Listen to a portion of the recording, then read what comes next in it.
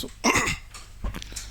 So ఈ గవర్నెన్స్కి సంబంధించినటువంటి సిలబస్లో ప్రధానంగా 5 యూనిట్స్ ఉన్నాయి. సో ఈ 5 యూనిట్స్లో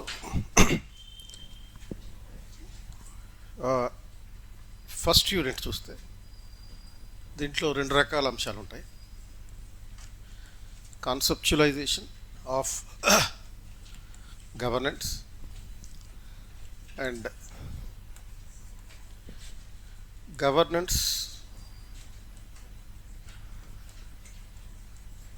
at union level. And we can expect like one question from both the dimensions, from each section. So ఈ కాన్సెప్ట్ అంటే బేసికల్గా దీంట్లో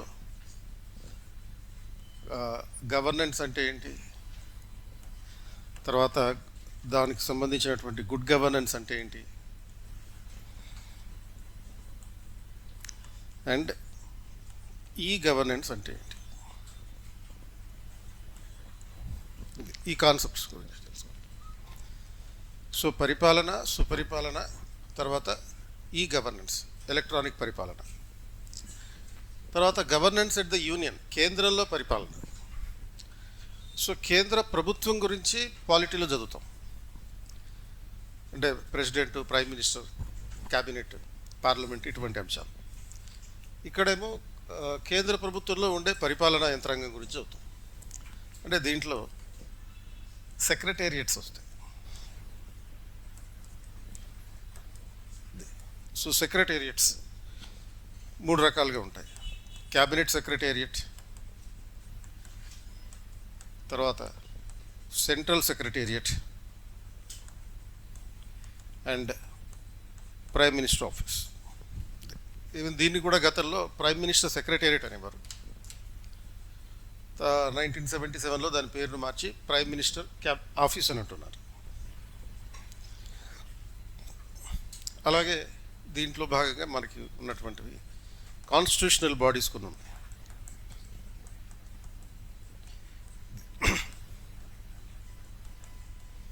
సో రాజ్యాంగ సంస్థలు. సో ఈ రాజ్యాంగ సంస్థల విషయంలో ప్రధానంగా ఉన్నటువంటివి ఏంటి అంటే like UPSC, finance commission, controller and auditor general, election commission. అంటే వీటి ప్రభావం పరిపాలనపై ఏ విధంగా ఉంటుంది అనే అంశం కోణంలో క్వశ్చన్స్ ఉంటాయి. సో జనరల్గా పాలిటీలో చదివేటప్పుడు ప్రిలిమినరీ పాయింట్ ఆఫ్ వ్యూలో చదువుతాం. ఈ కమిషన్లని నియమించేది ఎవరు, వాళ్ళ కాల పరిమితి ఎంత, టెన్యూర్ ఎంత ఉంటుంది, రిటైర్మెంట్ ఏముంటుంది, ఇటువంటి ఆస్పెక్ట్స్. బట్ ఇక్కడ గవర్నెన్స్లో వీటి ప్రభావం పరిపాలనపై ఎంతవరకు ఉంటుంది, impact of suppose controller and auditor general on the administration, CAG ప్రభావం పరిపాలనపై ఎలా ఉంటుంది, ఆర్ ఎల్స్ యూపీఎస్సి ప్రతిభా అన్వేషణకర్తగా ఎంతవరకు సఫలమైంది, how far UPSC is successful as an agency of merit system, as a protector of the merit system. ఎందుకంటే merit సిస్టమ్ని కాపాడడం యూపీఎస్సీ బాధ్యత, దేశంలో ఉన్నటువంటి ప్రతిభని కాపాడడం. సో ఆ ప్రతిభని కాపాడే ప్రక్రియలో ఇది ఎంతవరకు సఫలమైంది, అంటే how for the UPSC is successful in protecting the merit in the country. So అటువంటి పర్స్పెక్టివ్లో దీనికి సంబంధించినటువంటి క్వశ్చన్స్ ఉంటాయి. అంటే ఇక్కడ పొలిటికల్ కాన్స్టిట్యూషనల్ పర్స్పెక్టివ్ కాకుండా క్వశ్చన్స్ అడిగే విధానం మాత్రం అలా ఉంటుంది. అండ్ అలాగే ఇప్పుడు సపోజ్ ఎలక్షన్ కమిషన్ ఉంది. ఎలక్షన్ కమిషన్ స్వతంత్ర ప్రతిపత్తి గురించి క్వశ్చన్ అడగవచ్చు. అంటే in the context of 2023 election commission legislation, ఎన్నికల సంఘానికి సంబంధించి కొత్త చట్టం తీసుకొచ్చినటువంటి నేపథ్యంలో, 2023లో చేసిన చట్టం నేపథ్యంలో ఎన్నికల సంఘం స్వతంత్ర ప్రతిపత్తి ఎంతవరకు ఉంది అనేది అడగవచ్చు. లేకపోతే how for the election commission is successful in it's task అనే పాయింట్ ఆఫ్ వ్యూలో క్వశ్చన్ అడగవచ్చు. అంటే తన కర్తవ్య నిర్వహణలో ఎన్నికల సంఘం ఎంతవరకు సఫలమైంది, అంటే సక్సెస్ ఉంది, ఫెయిల్యూర్ ఉంది, తర్వాత దానికి ఇంకా ఇంప్రూవ్ చేయాలంటే ఏం చేయాలి. సక్సెస్ ఏంటి, 18 లోక్సభ ఎన్నికలు నిర్వహించడం, 400 అసెంబ్లీ ఎన్నికలు నిర్వహించడం సక్సెస్. ఫెయిల్యూర్ ఏంటి, దేశంలో కనీసం 90% ఓటింగ్ పర్సంటేజ్ని పెంచలేకపోవడం. ఎందుకంటే 18 ఎన్నికల్లోనూ ఓటింగ్ పర్సంటేజ్ అనేది 70% లోపలనే ఉంది. దీన్ని కనీసం ఒక 80-90% పెంచాల్సినటువంటి అవసరం ఉంది, 100% కాకపోయినా అట్లీస్ట్. ఆ విషయంలో అంటే ప్రతి ఒక్కరికి ఓటు హక్కుని కల్పించే విషయంలో ఫెయిల్ అవ్వడం, ఇది కాన్స్టిట్యూషనల్ బాడీస్కి సంబంధించినటువంటి అంశాలు. తర్వాత మరో అంశం ఏంటంటే ఈ పార్లమెంటరీ కమిటీస్ అన్నమాట. సో ఈ పార్లమెంటరీ కమిటీస్ విషయంలో ఇందులో మళ్ళీ public accounts committee, estimates committee, committee on public undertakings, ఈ 3 కమిటీల గురించి ఇచ్చారు అంతే. సో అంటే పబ్లిక్ అకౌంట్స్ కమిటీ ప్రభుత్వ ఖాతాల సంఘం, ఎస్టిమేట్స్ కమిటీ అంచనాల సంఘం, దాని కమిటీ ఆన్ పబ్లిక్ అండర్టేకింగ్స్ ప్రభుత్వ రంగ సంస్థల సంఘం, ఈ 3 సంఘాలు ఇవి ప్రభుత్వాన్ని నియంత్రించడంలో ఎంతవరకు సక్సెస్ అయింది. The success of these agencies in controlling the government, in making the administration accountable. పరిపాలనా వ్యవస్థను జవాబుదారీ వహింప చేయడంలో ఈ కమిటీల యొక్క సాఫల్యత వైఫల్యత అంటే ఎందుకని ఈ 3 కూడా one single point of common point ఏంటి అంటే ఈ 3 ఫైనాన్స్ కమిటీస్, ఆర్థిక కమిటీలు, అంటే పార్లమెంట్లో ఉన్నటువంటి ఆర్థిక కమిటీలు. They deal with the income and expenditure of the government, ప్రభుత్వ ఆదాయ వ్యయాలకు సంబంధించినటువంటి అంశాలు చూస్తాయి. ఇప్పుడు ఎస్టిమేట్స్ కమిటీ ఉందంటే దాన్ని ఎస్టిమేట్స్ కమిటీని ఎందుకంటారు? Because it proposes the estimates of budget అంచనాలను ప్రతిపాదిస్తుంది. అలాగే పబ్లిక్ అకౌంట్స్ కమిటీ ఉంది, అది దాని పని ఏంటి? It is responsible for auditing, స్క్రూటినైజింగ్ the audit report of the public controller and auditor general. Controller and auditor general చేసేటటువంటి ఆడిటింగ్ని కరెక్ట్, దాంట్లో ఉన్నటువంటి ఆడిట్ రిపోర్ట్లో ఉన్నటువంటి అంశాలని పరిశీలించడం ఈ పిఎస్సి యొక్క బాధ్యత. అండ్ అంటే సిఏజీఏ చేసే పని ఏంటి? గవర్నమెంట్కి వచ్చే ఇన్కమ్ అండ్ ఎక్స్పెండిచర్ ఎంతవరకు కరెక్ట్గా వచ్చింది, ఎంతవరకు ఖర్చు అయింది అనేది చూసి అకౌంట్ రిపోర్ట్ తయారు చేస్తున్నారు. సో ఈ పబ్లిక్ అకౌంట్స్ కమిటీ తర్వాత కమిటీ ఆన్ పబ్లిక్ అండర్టేకింగ్స్, ప్రభుత్వ ఖాతాల సంఘం, ప్రభుత్వ రంగ సంస్థల సంఘం.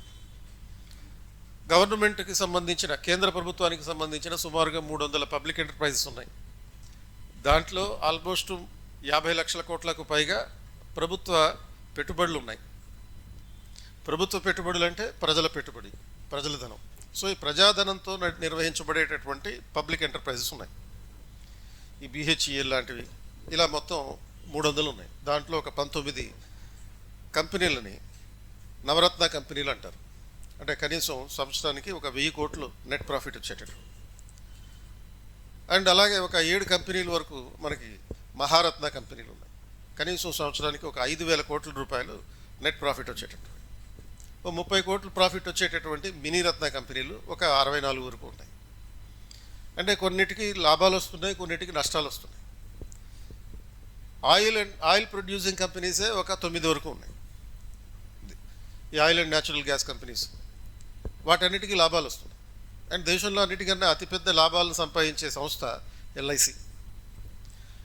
ఈ ఎల్ఐసికి ఇప్పటికిప్పుడు మొత్తం దాని కస్టమర్లందరికీ డబ్బులు వాపస్ ఇచ్చేసిన ఒక 30 లక్షల కోట్ల రూపాయలు దాని దగ్గర ఉంటారు. 30 లక్షల కోట్ల, even after returning all the money to the customers immediately on the immediate basis. 30 లక్షల కోట్ల ఆస్తులు దాని సొంతం ఉంది. అండ్ మరోవైపు బిఎస్ఎన్ఎల్ లాంటి సంస్థలు కూడా ఉన్నాయి. అంటే దేశంలోనే ఈ 300 పబ్లిక్ ఎంటర్ప్రైజెస్లో అత్యధిక నష్టాల్లో ఉన్నటువంటి సంస్థ. ఆల్రెడీ ఒక నష్టాల్లో ఉన్నటువంటి సంస్థని ప్రైవేటైజేషన్ చేసేసారు. అంటే ఇన్ఫ్యాక్ట్ రీప్రైవేటైజేషన్ అని అంటారు. ఇది ఎయిర్ ఇండియా, ఇండియన్ ఎయిర్లైన్స్ సంబంధించి ప్రైవేట్లో ఉండేది గవర్నమెంట్లోకి తెచ్చారు, మళ్ళీ ప్రైవేట్గా అమ్మేశారు. సో ఈ రకంగా ప్రభుత్వ నిధులు ఉన్నటువంటి సంస్థలు ఇవన్నీ. మరి ఈ సంస్థల మీద పార్లమెంటు నియంత్రణ అవసరం. ఆ పార్లమెంటు నియంత్రణ అందరూ కలిసి చేయలేరు కాబట్టి కమిటీ ఆన్ పబ్లిక్ ఎంటర్ప్రైజెస్ అనే సంస్థని 1964లో ఏర్పాటు చేసి దీని ద్వారా నియంత్రణ చేస్తున్నారు. ఎందుకని ప్రజాధనం మీద ప్రజాధనంతో ప్రభుత్వం వ్యాపారం చేస్తుంది. ఆ వ్యాపారం కంపల్సరీగా లాభాలు ఉండాలి. అట్ ద సేమ్ టైం ప్రభుత్వం వ్యాపారం చేస్తుంది కాబట్టి ఒక కార్పొరేట్ కంపెనీ లాగా మితిమీరిన లాభధ్యేయంతో పని చేయకూడదు, సేవాధ్యేయంతో కూడా పనిచేయాలి, సర్వీస్ మోటివ్ కూడా ఉండాలి. ఇవన్నిటినీ బ్యాలెన్స్ చేసుకోవాలి. అలా బ్యాలెన్స్ చేసుకునే విధంగా చూసేటటువంటిదే committee on public undertakings. So ఈ రకంగా ఈ ఈ ఆర్గనైజేషన్కి సంబంధించినటువంటి ఆస్పెక్ట్స్. అలాగే రైట్స్ ఏజెన్సీస్ ఉన్నాయి.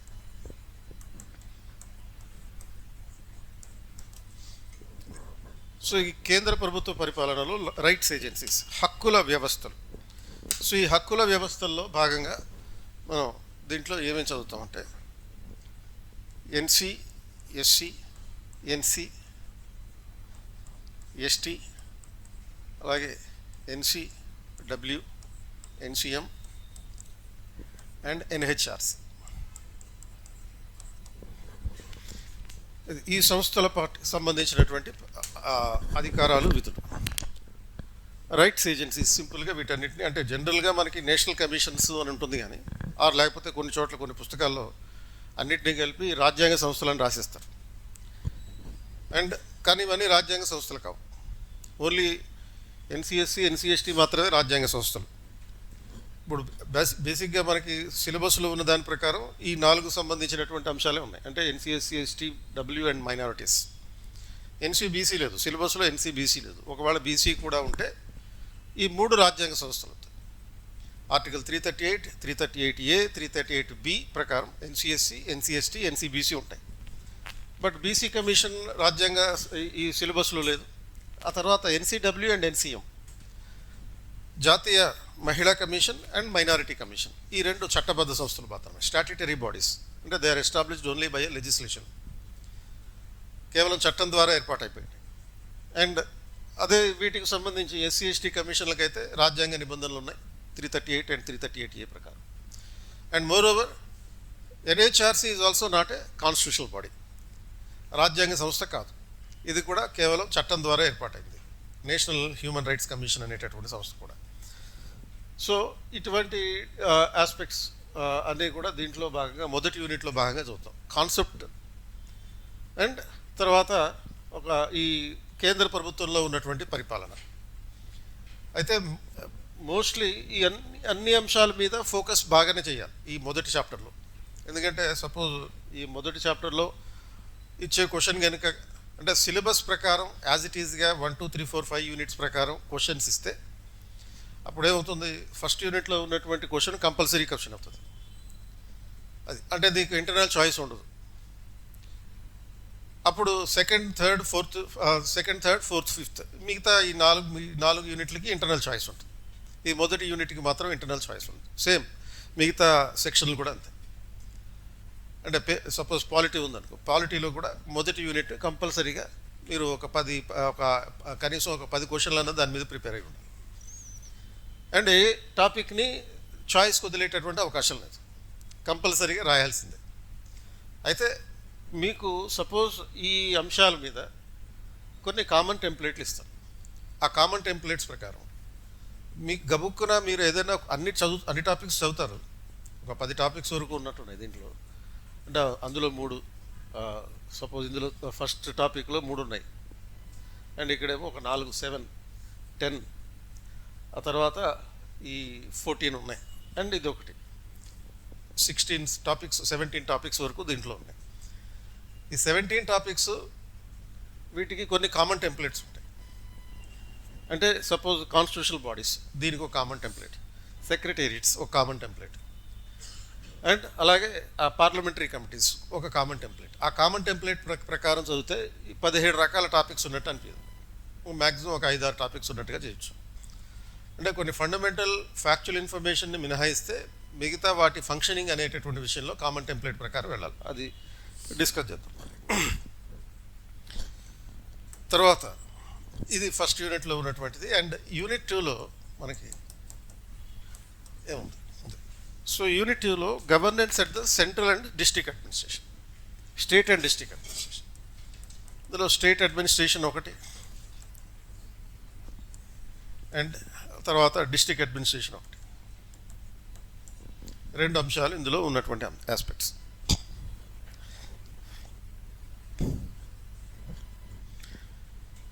సో స్టేట్ అడ్మినిస్ట్రేషన్లో ప్రధానంగా స్టేట్ సెక్రటేరియట్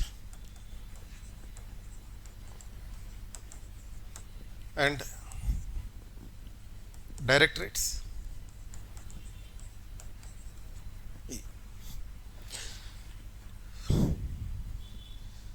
సో ఈ స్టేట్ సెక్రటేరియట్, రాష్ట్ర సచివాలయం,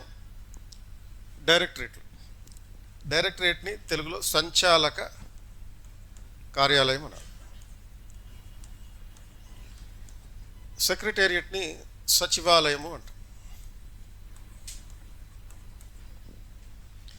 సో సచివాలయము, సంచాలక కార్యాలయము, ఆ రెండింటి మధ్య ఉండేటటువంటి సంబంధాలు.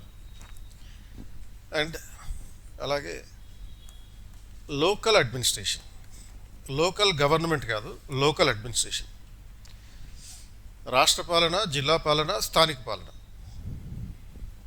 సో దీంట్లో లోకల్ అడ్మినిస్ట్రేషన్లో రూరల్ అండ్ అర్బన్ గవర్నెన్స్ గురించి ఉంది. అంటే గ్రామీణ పట్టణ పరిపాలన సంబంధించినటువంటి ఆస్పెక్ట్స్. సో ఇందులో ఈ రూరల్ అండ్ అర్బన్ గవర్నెన్స్కి సంబంధించినటువంటి ఇన్స్టిట్యూషన్స్ గురించి చదవాలి.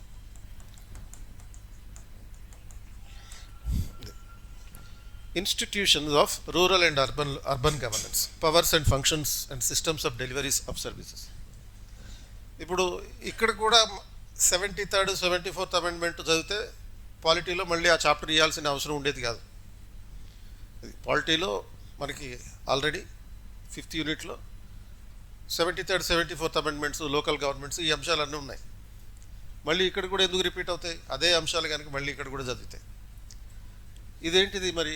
రూరల్ గవర్నెన్స్ అండ్ అర్బన్ గవర్నెన్స్కి సంబంధించిన ఇన్స్టిట్యూషనల్ మెకానిజం. అండ్ అంటే ఈ గ్రామీణ పాలనా యంత్రాంగం, పట్టణ పాలనా యంత్రాంగం. సో ఈ గ్రామీణ పట్టణ పాలనా యంత్రాంగం, వాటికి సంబంధించినటువంటి అధికారాలు, విధులు. అంటే దీనికి సపోజ్ NIRD అనే ఒక సంస్థ ఉంది, national institute of rural development. Or లేకపోతే మీకు ఈ అర్బన్ గవర్నెన్స్కి సంబంధించి మనకి కొన్ని హౌసింగ్ బోర్డ్స్ ఉంటాయి.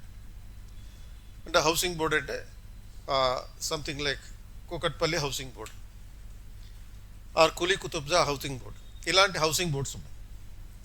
ఈ హౌసింగ్ బోర్డ్స్ లాంటి వ్యవస్థల గురించి, అంటే ఓవరాల్గా ఉండేటటువంటి ఇలాంటి ఇన్స్టిట్యూషన్స్, అర్బన్ డెవలప్మెంట్ గవర్నెన్స్కి సంబంధించిన ఇన్స్టిట్యూషన్స్, ప్రోగ్రామ్స్.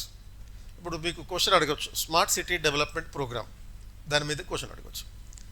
ఇది అర్బన్ గవర్నమెంట్లో జనరల్గా 74th అమెండ్మెంట్ ఓరియంటేషన్లో చదివేటప్పుడు ఓన్లీ అది సక్సెసా ఫెయిల్యూరా అనేది ఒకటి చదువుకుంటే చాలు.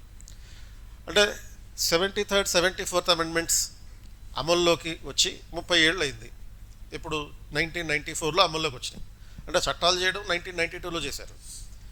ఇప్పుడు సపోజ్ మనకి ఆంధ్రప్రదేశ్, ఉమ్మడి ఆంధ్రప్రదేశ్ ఉన్నప్పుడు పంచాయతీరాజ్ చట్టం ఎప్పుడు చేశారు? 1994లో చేశారు. అంటే 73 అమెండ్మెంట్కి అనుగుణంగా. సో 1994లో రూపొందించినటువంటి ఆ చట్టాన్ని కొన్ని మార్పులు చేసి తెలంగాణ ఏర్పడిన తర్వాత 2018లో తెలంగాణ పంచాయతీరాజ్ చట్టం చేశారు. సో అయితే దీనికి ఎక్స్పీరియన్స్ అనేది మాత్రం 30 years experience.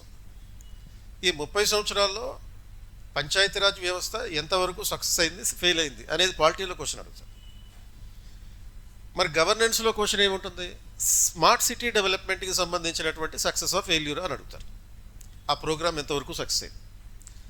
Or otherwise NRLM అనే ప్రోగ్రామ్ గురించి క్వశ్చన్ అడగవచ్చు, నేషనల్ రూరల్ లైవ్లీహుడ్స్ మిషన్. అంటే మనకి సపోజ్ గ్రామీణాభివృద్ధి కార్యక్రమాలు ఉన్నాయి. గ్రామీణాభివృద్ధి కార్యక్రమాలు ఒక 100 కార్యక్రమాలు ఉంటాయి. మరి ఆ కార్యక్రమాలన్నింటినీ ఇక్కడ చదవాలా అంటే ఇక్కడ కూడా ఒక కామన్ టెంప్లెట్ ఉంటుంది ఆ కార్యక్రమాలన్నింటినీ అర్థం చేసుకోవడం కోసం. అంటే ఆ కార్యక్రమాలు, ప్రతి కార్యక్రమం గురించి ఇక్కడ చదవక్కర్లా. ఎందుకనంటే మీకు ఈచ్ ఇండివిజువల్ ప్రోగ్రామ్ గురించి ఎకానమీలో చదువుతారు. అండ్ ఇక్కడ చదవాల్సింది ఏంటి అంటే ఈ ప్రోగ్రామ్స్ పరిపాలనపై ఎటువంటి ప్రభావాన్ని తీసుకొచ్చాయి, impact of these rural development programmes on the administration ఏ విధంగా సక్సెస్ అయింది, ఫెయిల్ అయింది ఈ ప్రోగ్రామ్స్ని ఇంప్లిమెంట్ చేయడంలో. ఇది ఇక్కడ ఉండేటటువంటి పర్స్పెక్టివ్ అనమాట. అండ్ తర్వాత ఇందులో భాగంగానే మీకు ఈవెన్ కోఆపరేటివ్స్ అనేది కూడా ఉంటుంది, సహకార సంస్థలు. సో ఈ 2021లో మనకి కేంద్రంలో మినిస్ట్రీ ఆఫ్ కోఆపరేషన్ అనేది ఏర్పాటైంది, అంటే సహకార మంత్రిత్వ శాఖ. దాని తర్వాత అంటే ఈ కోఆపరేటివ్ సొసైటీస్ మీద ఫోకస్ పెరిగింది. ఇది పెరగడానికి రీజన్ ఏంటంటే 1997లో అంటే 2011లో 97వ రాజ్యాంగ సవరణ చేయబడింది. ఆ తర్వాత ఈ 97వ రాజ్యాంగ సవరణ చేసిన తర్వాత సుప్రీంకోర్టు మళ్ళీ 2020లో ఒక జడ్జిమెంట్ కూడా ఇచ్చున్నారు దీని మీద. కోఆపరేటివ్ సొసైటీస్కి సంబంధించి ఈ 97వ రాజ్యాంగ సవరణలో ఉన్నటువంటి కొన్ని అంశాలను కొట్టేశారు. అండ్ ఆ తర్వాత 2021లో కేంద్ర ప్రభుత్వం కోఆపరేటివ్స్ సంబంధించి ఒక మినిస్ట్రీయే ప్రత్యేకంగా క్యాబినెట్ మినిస్ట్రీనే ఏర్పాటు చేసింది. సో ఈ నేపథ్యంలో సహకార సంస్థలు పరిపాలనపై ఉండేటటువంటి ప్రభావం, the impact of the cooperative societies on the administration, ఈ డైమెన్షన్లో క్వశ్చన్ ఉంటుంది. అలాగే దీంట్లో మరొకటి, ఈ 73rd అమెండ్మెంట్ ద్వారా మనకి స్టేట్ ఫైనాన్స్ కమిషన్ కూడా వచ్చింది.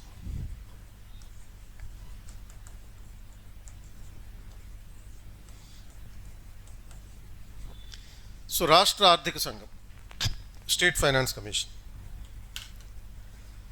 సో ఈ స్టేట్ ఫైనాన్స్ కమిషన్కి సంబంధించి ఉన్నటువంటి ఆస్పెక్ట్ ఏంటంటే, state finance commission like the national finance commission, జాతీయ ఆర్థిక సంఘం లాగా. జాతీయ ఆర్థిక సంఘం ఏమో కేంద్రానికి వచ్చే ఆదాయంలో రాష్ట్రాలకి ఎలాంటి వాటాలు ఇవ్వాలో చెప్తుంది. స్టేట్ ఫైనాన్స్ కమిషన్ ఏమో రాష్ట్రానికి వచ్చే ఆదాయంలో లోకల్ గవర్నమెంట్స్కి ఎంత వాటా ఇవ్వాలో చెప్తుంది. అది స్టేట్ ఫైనాన్స్ కమిషన్కి సంబంధించినటువంటి ఆస్పెక్ట్స్ అండ్ దీని ఫంక్షనింగ్కు సంబంధించిన అంశాలు చదువుకోవాలి. తర్వాత ఈ స్టేట్ అడ్మినిస్ట్రేషన్లోనే మరొక ఆస్పెక్ట్ ఏంటంటే డెవలప్మెంట్ కార్పొరేషన్స్.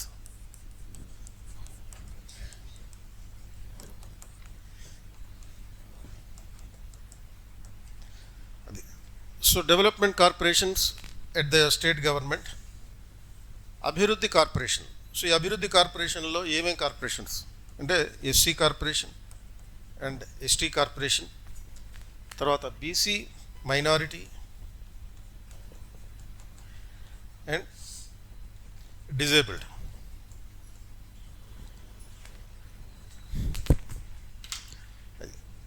సో ఈ ఎస్సీ డెవలప్మెంట్ ఫైనాన్స్ కార్పొరేషన్, అలాగే ST finance and development corporation, then BC finance and development corporation, minority finance and development corporation and the disabled finance and development corporation. So ఇటువంటి aspects అన్ని మళ్ళీ దీంట్లో భాగంగా చదువుతాం, అంటే state అడ్మినిస్ట్రేషన్లో భాగంగా చదవడం జరుగుతుంది. అండ్ అంతేకాకుండా డిస్ట్రిక్ట్ అడ్మినిస్ట్రేషన్లో మనకి డిస్ట్రిక్ట్ కలెక్టర్కి సంబంధించినటువంటి ఆస్పెక్ట్స్ ఉన్నాయి. జిల్లా కలెక్టర్ వ్యవస్థ. సో జిల్లా కలెక్టర్ పాత్ర, జిల్లా కలెక్టర్కి సంబంధించినటువంటి విధులు అండ్ మారవలసినటువంటి అవసరాలు, మార్పు చెందాల్సినటువంటి అంశాలు. అంటే బేసిక్ క్వశ్చన్ ఇస్తేనేమో ఫండమెంటల్గా క్వశ్చన్ ఏం అడుగుతారంటే what is the critically examine the role of district collector. ఇది బేసిక్ క్వశ్చన్. అంటే జిల్లా కలెక్టర్ పాత్రను విమర్శనాత్మకంగా చర్చించండి, ఇది ఒకటి కూడా. ఇంకొంచెం పర్స్పెక్టివ్ని ఉపయోగించాలి అనుకుంటే, అంటే కొంచెం సిద్ధాంతపరమైనటువంటి క్వశ్చన్ అడగాలనుకుంటే, explain the changing role of the collector అనే క్వశ్చన్ అడగచ్చు. చేంజింగ్ రోల్ ఆఫ్ కలెక్టర్ అంటే మారుతున్న కలెక్టర్ పాత్ర. ఇది చిన్న క్వశ్చనే, కానీ 1772 నుంచి రాయాల్సి ఉంటుంది. అంటే ఎందుకని 1772లో లార్డ్ వారెన్ హేస్టింగ్ ఈ కలెక్టర్ అనే పోస్ట్ని ఏర్పాటు చేశాడు. అప్పటి నుంచి ఇప్పటి వరకు కలెక్టర్ పాత్ర ఏ విధంగా మారుతూ వస్తుంది. అంటే ఇది ఒక హిస్టారికల్ క్రొనలాజికల్ పర్స్పెక్టివ్లో రాయాల్సిన అవసరం లేదు, బట్ చేంజింగ్ రోల్ మాత్రమే ఫోకస్ చేయాలి. వరుసగా ఇయర్స్ అన్ని వరుసగా వేసుకుంటూ వెళ్లాల్సిన అవసరం లేదు. అంటే ఈస్ట్ ఇండియా కంపెనీ పరిపాలనా కాలంలో ఈ పోస్ట్ ఏర్పడింది. ఆ ఈస్ట్ ఇండియా కంపెనీ పాలనలో కలెక్టర్ పాత్ర ఎలా ఉండేది, ఒక 4-5 పాయింట్లు. 1858లో government in India was taken over by the British government, British queen.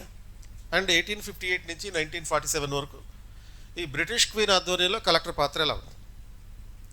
1947లో independence వచ్చింది. ఇండిపెండెన్స్ వచ్చాక మళ్ళీ కాన్స్టిట్యూషన్ కూడా అమల్లోకి వచ్చింది.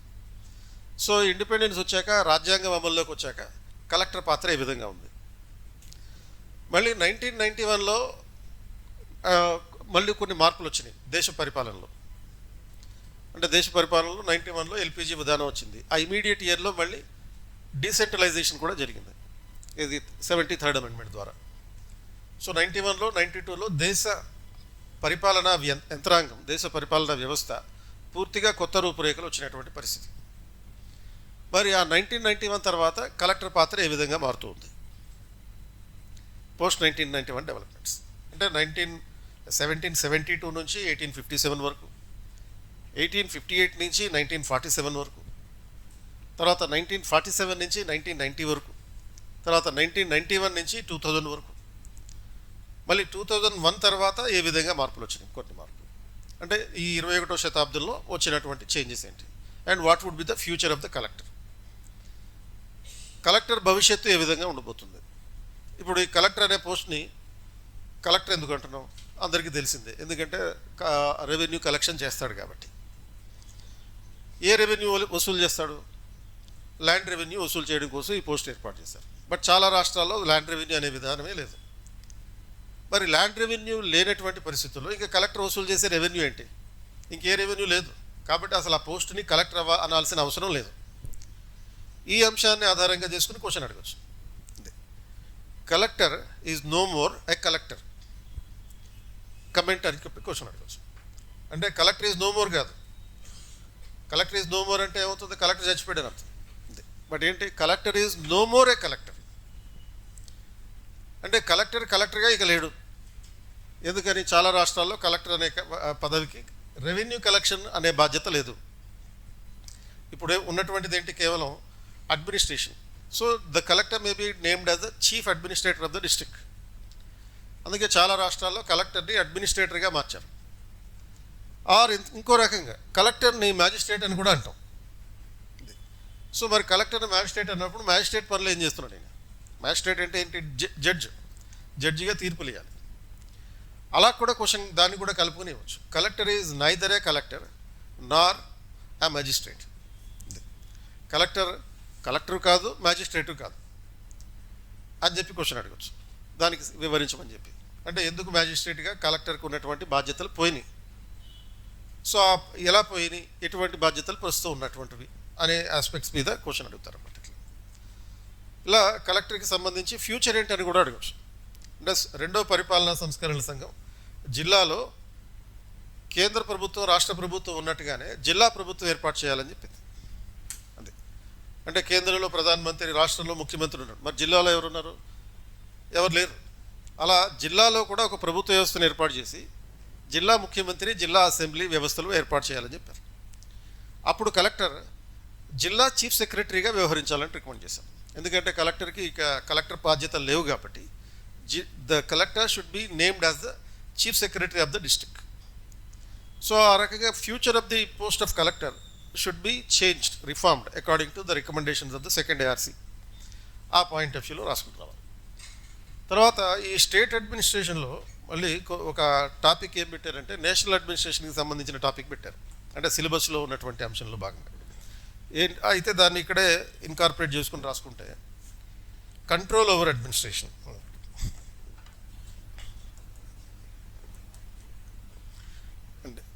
కంట్రోల్ ఓవర్ ద అడ్మినిస్ట్రేషన్, పాలనపై నియంత్రణ. సో ఎవరు ఈ పాలనపై నియంత్రణ చేయాలి? ఎవరిపై అంటే ఇక్కడ అడ్మినిస్ట్రేషన్ అంటే ఏంటి? బ్యూరోక్రసీ, అధికార యంత్రాంగంపై నియంత్రణ తీసుకురావడం. సో దీంట్లో ఎటువంటి అంశాలు? Legislative, administrative and judicial.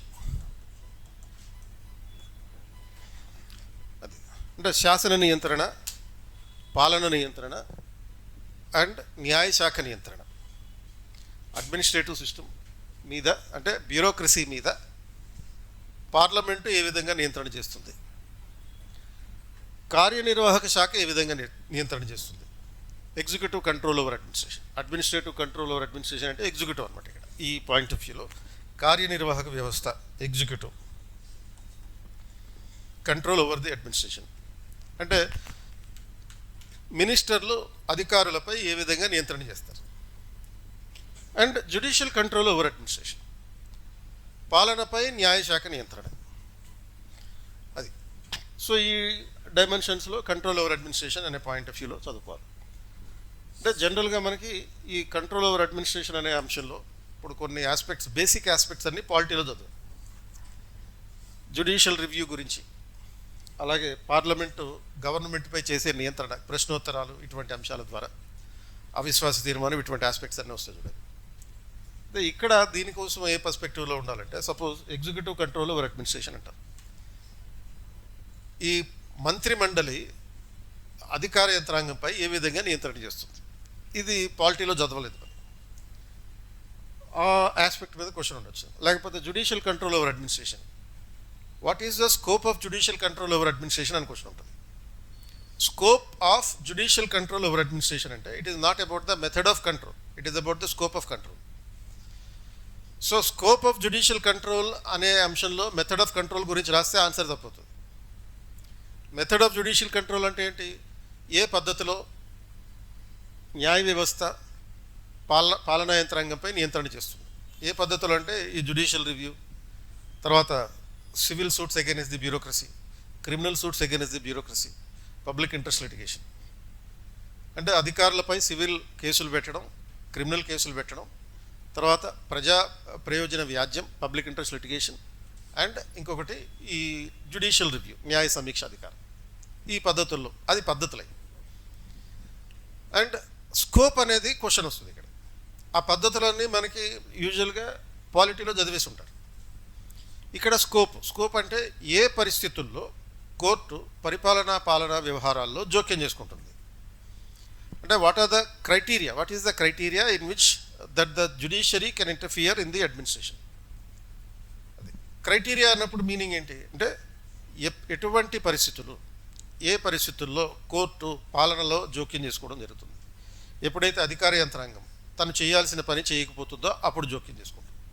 మనకి ఆ విషయం తెలుసు, ఎలా జోక్యం చేసుకుంటుందో. ఎలాగా? మ్యాండమస్ రిట్ ఇష్యూ చేస్తాడు. రెండోది, ఎప్పుడైతే పాలనా యంత్రాంగం తన పరిధి దాటి పనిచేస్తుందో అప్పుడు జోక్యం చేసుకుంటుంది. అంటే when the administrative system go beyond it's jurisdiction, the court will interfere. ఎందుకంటే ప్రతి అడ్మినిస్ట్రేటివ్ యూనిట్కి ఒక జ్యూరిస్డిక్షన్ ఉంటుంది. ఆ జ్యూరిస్డిక్షన్కి లోబడి మాత్రమే పనిచేయాలి. అది దాటేవంటే నువ్వు మరొకటి హక్కులు ఉల్లంఘిస్తున్నట్టు లెక్క. అప్పుడు కోర్టు జోక్యం చేసుకుంటుంది. Or when the administration is misinterpreting the law, court will interfere. పరిపాలనా యంత్రాంగం చట్టాన్ని దుర్వ్యాఖ్యానం చేసినప్పుడు జోక్యం చేసుకుంటుంది. Misinterpretation of the law. So అప్పుడు కోర్టు జోక్యం చేసుకుని ప్రాపర్ ఇంటర్ప్రిటేషన్ ఇస్తుంది అనమాట. సో ఇటువంటి పద్ధతులు ఉన్నాయి. ఒక 6 రకాల పరిస్థితులు ఉన్నాయి. ఆ 6 రకాల పరిస్థితుల్లో కోర్టు అడ్మినిస్ట్రేటివ్ సిస్టంలో జోక్యం చేసుకుని దాన్ని నియంత్రణ చేస్తుంది. అండ్ ఆ స్కోప్ గురించి క్వశ్చన్ అడుగుతారు. ఎందుకంటే ఈ జ్యుడిషియల్ రివ్యూ, పబ్లిక్ ఇంట్రెస్ట్ అవన్నీ దాంట్లో ఉంటాయి, పాలిటీలో ఉంటాయి. ఇక్కడేమో స్కోప్ గురించి ఉంటుంది. సో ఈ ఆస్పెక్ట్స్ అన్ని సెకండ్ యూనిట్కి సంబంధించినటువంటి అంశాలు. తర్వాత యూనిట్ 3లో ఉన్నటువంటి ఆస్పెక్ట్స్.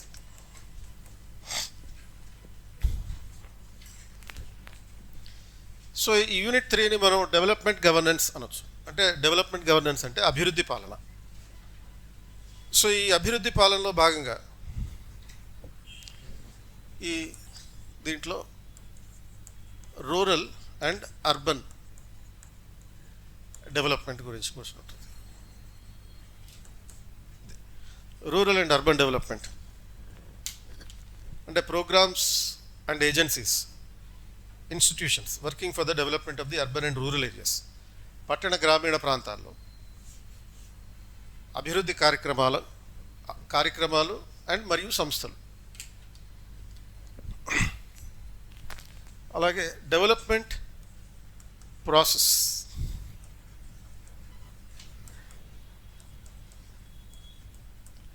అభివృద్ధి ప్రక్రియ. ఇది థియరిటికల్ ఆస్పెక్ట్ అన్నమాట. అభివృద్ధి ప్రక్రియ అనేది development process theoretical aspect. So దీంట్లో ప్రధానంగా పార్టిసిపేటరీ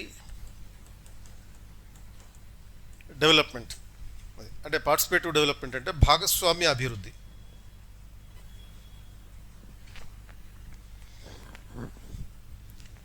అండ్ తర్వాత అయితే ఈ యూనిట్కి, ఈ థర్డ్ యూనిట్కి ఫోర్త్ యూనిట్తో కొంత ఓవర్లాపింగ్ ఉంది. సో ఇందులో ఫోర్త్ యూనిట్లో కూడా debates on development and development process అనే అంశం కూడా ఒకటి ఉంది.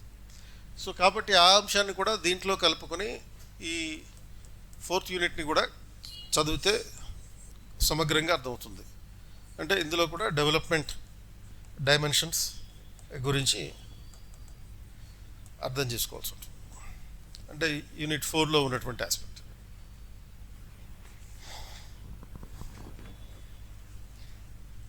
సో ఈ డెవలప్మెంట్ డైమెన్షన్స్లో జనరల్గా మనకి డెవలప్మెంట్ అంటే ఆ డెవలప్మెంట్ చేయడానికి రెస్పాన్సిబిలిటీ ఎవరిది అనే క్వశ్చన్ వస్తుంది ఫస్ట్.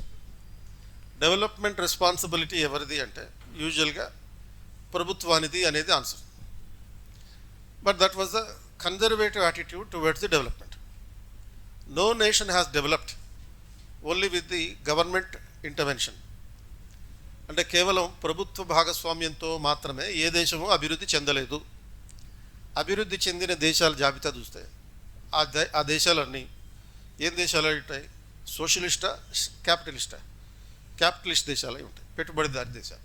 సో ఈ సోషలిస్ట్ పద్ధతిలో అభివృద్ధి చెందిన దేశాలు ఏవైతే ఉండేవో అవి ఇప్పుడు ఏమాత్రం లేవు. అట్లా రష్యా కూడా డెవలప్ అయింది అంటే ఓన్లీ 1990 తర్వాత పూర్తి స్థాయిలో డెవలప్ అయింది, క్యాపిటలిజంని అడాప్షన్ చేసుకున్న తర్వాత.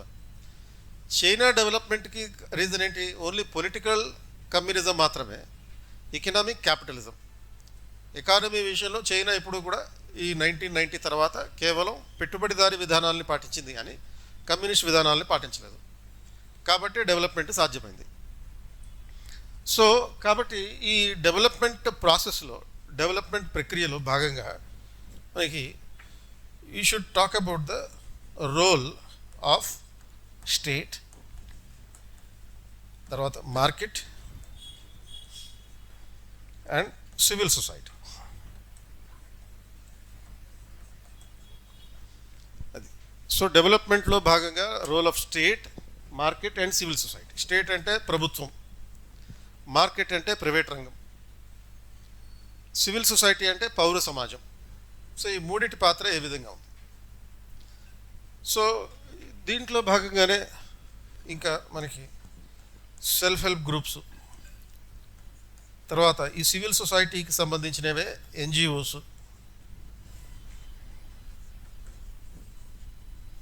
అండ్ సిబిఓస్. అది ఈ సివిల్ సొసైటీలో భాగంగా ఉండే యంత్రాంగం ఇది. ఏది? NGO and CBO. ఎన్జిఓ అంటే నాన్ గవర్నమెంట్ ఆర్గనైజేషన్, సిబిఓ అంటే కమ్యూనిటీ బేస్డ్ ఆర్గనైజేషన్స్. మోరార్లెస్ ఈ రెండు ఒకటే. ఇది కమ్యూనిటీ బేస్డ్ ఆర్గనైజేషన్ కానీ సివిల్ సొసైటీ కానీ ఎన్జిఓ అనే పేరున్నా కానీ 90% of the content is same for all the three.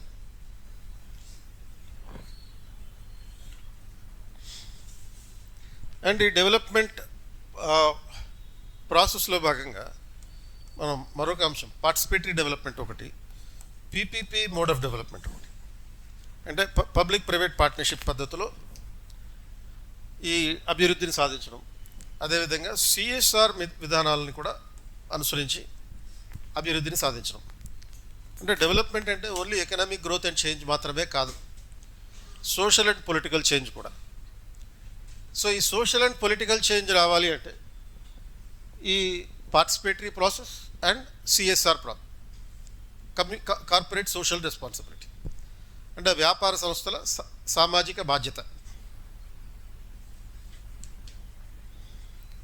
So ఒక అభివృద్ధి ప్రక్రియలో రాజ్యం ముఖ్యమా, మార్కెట్ ముఖ్యమా అనే చర్చ కూడా దీంట్లో భాగంగా ఉంటుంది. Or what has to play a key role in the process of development, whether the state or the market. ఎందుకని అంటే సాంప్రదాయ అభివృద్ధి అనే పద్ధతిలో చూస్తే ఇండియాలో గవర్నమెంట్ మాత్రమే అభివృద్ధి ప్రక్రియలో కీలకమైన పాత్ర నిర్వహించింది 1947 నుంచి 1990 వరకు కూడా. సో అప్పుడు అభివృద్ధి జరగలేదు. అంటే ఏదైతే మనం ఎకనామిక్ గ్రోత్ అని అంటాం, ఆ ఎకనామిక్ గ్రోత్ రేట్ ఎప్పుడు కూడా హిందూ గ్రోత్ రేట్ అనే పద్ధతిలో ఉండేది. హిందూ గ్రోత్ రేట్ అంటే ఏంటి? 1 స్టెప్ అహెడ్ 2 స్టెప్స్ బ్యాక్వర్డ్. అంటే అభివృద్ధి ప్రక్రియలో ఒక అడుగు ముందుకేస్తే 2 అడుగులు వెనక్కి లాగేసే ఫోర్సెస్ ఎక్కువ ఉంటుంటాయి. దానికి గవర్నమెంటే రెస్పాన్సిబిలిటీ ఉంటుంది, ఎవరో లాగక్కర్లేదు, గవర్నమెంటే లాగేసుకుంటుంది వెనక్కి. అంటే గవర్నమెంటే వెనక్కి లాగేయడం ఏంటి? ప్రభుత్వమే ప్రగతి సాధించడానికి కావాల్సిన డెవలప్మెంట్ ప్రోగ్రామ్స్ ఇంప్లిమెంట్ చేస్తుంది. అదే ప్రభుత్వం వేరే కారణాలతోటి, అంటే సోషల్ ఫ్యాక్టర్స్ వల్ల, ఇంటర్నేషనల్ ఫ్యాక్టర్స్ వల్ల, పొలిటికల్ ఫ్యాక్టర్స్ వల్ల ఆ సాధించిన అభివృద్ధిని అక్కడే మధ్యలో వదిలేస్తుంది. సగం మాత్రమే దాన్ని సాధించి వదిలిపెట్టేస్తుంది. అది అసంపూర్ణంగా మిగిలిపోతుంది. అప్పుడు అది రెండు అడుగులు వెనక్కి లాగేస్తుంది, సాధించిన అభివృద్ధిని 2 అడుగులు వెనక్కి లాగేస్తుంది.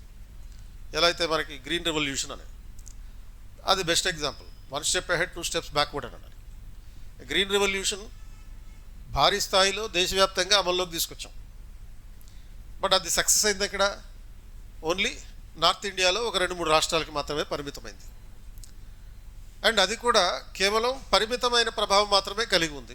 అది అర్ధాంతరంగా వదిలిపెట్టేయడం వల్ల ఆ స్కీమ్ని ఏం జరిగింది, దాని నుంచి సోషల్ కాంప్లికేషన్స్ చాలా వచ్చినాయి. సోషల్ కాంప్లికేషన్స్ అంటే ఏంటి అంటే ఊహించని సామాజిక పరమైనటువంటి ప్రభావాలు ఏర్పడ్డాయి. ఊహించింది ఏంటి, ప్రొడక్టివిటీ పెరుగుతుంది, తినడానికి అందరికీ దేశంలో పేదలందరికీ ఈ ఫుడ్ గ్రెయిన్స్ ఉంటాయి అనేది ఊహించింది. ఊహించనిది ఏంటి అంటే దేశంలో ఓన్లీ ఈ పంజాబ్ హర్యానాకి మాత్రమే ఇది పరిమితమైంది. అండ్ అయిన తర్వాత దేశంలో ఉన్నటువంటి మొత్తం క్యాన్సర్ రోగుల్లో 66% క్యాన్సర్ రోగులు ఈ 2 రాష్ట్రాల్లోనే ఉన్నారు. కారణం గ్రీన్ రెవల్యూషన్. ఎందుకు గ్రీన్ రెవల్యూషన్ క్యాన్సర్కి కారణమైంది అని అంటుంటే కెమికల్ ఫర్టిలైజర్స్ యూజ్ చేసి ఈ ప్రొడక్టివిటీ పెంచడం వల్ల దాన్ని తిన్న వాళ్ళకి క్యాన్సర్ వస్తాయి ఆటోమేటిక్గా. It is one of the reasons అవుతుంది. రెండో ఆస్పెక్ట్ ఏంటి, ఊహించిన మరో పరిణామం అంటే ఈ కెమికల్ ఫర్టిలైజర్స్ని విచ్చలవిడిగా ఉపయోగించడమే కాకుండా గవర్నమెంట్లు ఉచితంగా కరెంట్లు కూడా ఇచ్చేవారు. కరెంటు కూడా ఉచితంగా ఇవ్వడం వల్ల ఎక్కడ పడితే అక్కడ బోరింగ్ సెట్స్ వేసేసి కిలోమీటర్కి 10 మాత్రమే, చదరపు కిలోమీటర్కి 10 మాత్రమే ఉండాల్సిన బోరింగ్ పంపులు 250 అయినాయి. దానివల్ల భూగర్భ జలాలు అడుగంటిపోయాయి. సో ఇటువంటి పరిస్థితులు ఏర్పడుతూ వచ్చాయి. అండ్ కొన్ని ప్రాంతాల్లో ఈ గవర్నమెంట్లు ఏం చెప్పినాయి, మనకి ఎకానమీలో కూడా చదువుకుంటాం, ఇండియాలో 33% ల్యాండ్ వేస్ట్గా పోతుంది అని చెప్పి. ఇది వ్యవసాయ భూమి. ఈ 33% వ్యవసాయ భూమి వేస్ట్గా ఎక్కడ పోతుంది, ఎక్కడి నుంచి పోతుంది, ఈ గట్ల రూపంలో పోతుందని చెప్పాం. మరి గట్ల రూపంలో పోతున్నప్పుడు దాన్ని పూర్తి స్థాయిలో యూటిలైజ్ చేయడం కోసం కొన్ని రకాల ప్రత్యేకమైన చెట్లు వేయడం మొదలుపెట్టారు. అలా మొదలుపెట్టినప్పుడు వాటిలో వేసినటువంటి చెట్లలో యూకలిప్టస్ చెట్లు కూడా ఉన్నాయి. అది అన్నిటికన్నా అతిపెద్ద దరిద్రాన్ని తీసుకొచ్చింది. ఇప్పుడు సపోజ్ మనకి పబ్లిక్ ఎంటర్ప్రైజెస్ కూడా ఉంటాయి. ప్రభుత్వ రంగ సంస్థల్లో ఒక 15-20 ఎకరాల్లో ఒక ప్రభుత్వ రంగ సంస్థ పెడతారు. అందులో ఓన్లీ బిల్టప్ ఏరియా ఒక 1 ఎకర్ ఉంటుంది అనుకుందాం. మిగతా 14 ఎకరాల్లోనూ యూకలిప్టస్ చెట్లు పెంచుతారు. దీనివల్ల ఏమవుతుందంటే గ్రీనరీ పెరుగుతుంది, తొందరగా చెట్లు పెరుగుతాయి, కానీ భూగర్భ జలాలు అడుగంటిపోతాయి. యూకలిప్టస్ చెట్లలో ఉన్నటువంటి ప్రాబ్లం అది. అవి చుట్టుపక్కల కనీసం 5 కిలోమీటర్ రేడియస్లో ఉండేటటువంటి భూగర్భ జలాలు లాగేస్తాయి. అలాంటి పరిస్థితులు కూడా వస్తుంటాయి. అంటే ఇవి ఊహించినటువంటి పరిణామాలు అన్నమాట. కనుక ఈ నేపథ్యంలో ఇటువంటి డెవలప్మెంట్ ప్రాసెస్లో ఊహించిన ఫలితాలు, ఊహించని ఫలితాలు అనే పద్ధతిలో కూడా అంశాలను చదవాల్సి ఉంటుంది అన్నమాట. అంటే ఈ 3-4 యూనిట్లు కలిపి ఒకే యూనిట్గా పరిగణించి తీసుకోవాలి. అండ్ తర్వాత ఈ 4th యూనిట్లో కొన్ని ఆస్పెక్ట్స్ ప్రత్యేకంగా ఉన్నటువంటి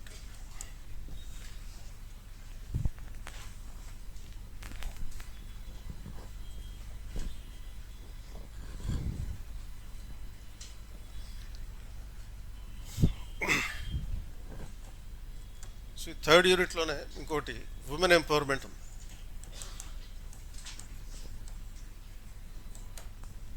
మహిళా సాధికారికత.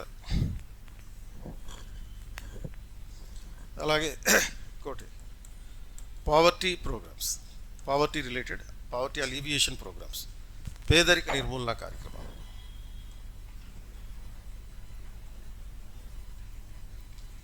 అండ్ ఈ పేదరికంతో పాటు ఇంక్లూజివ్ గ్రోత్, సమ్మిళిత వృద్ధి.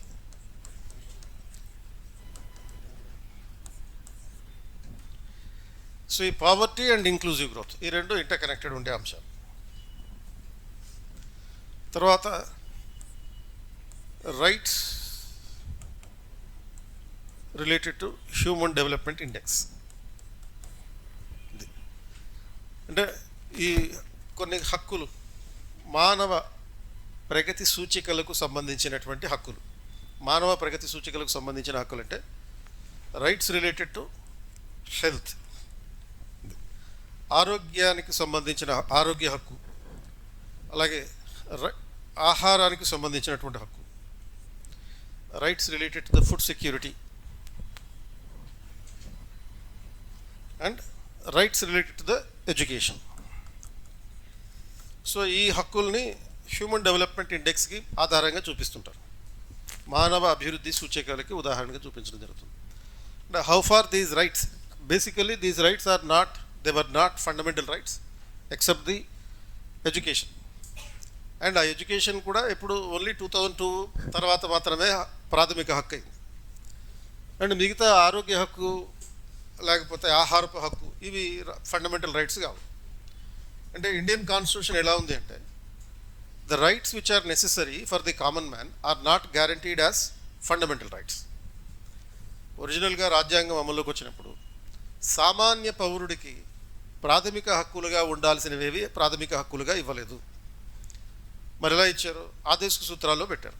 అంటే ఆ మూడు కూడా ఒరిజినల్గా అక్కడే ఉండేవి. ఇప్పుడు సపోజ్ ఆర్టికల్ 45 ఒరిజినల్గా ఉన్నటువంటిది ఏంటి?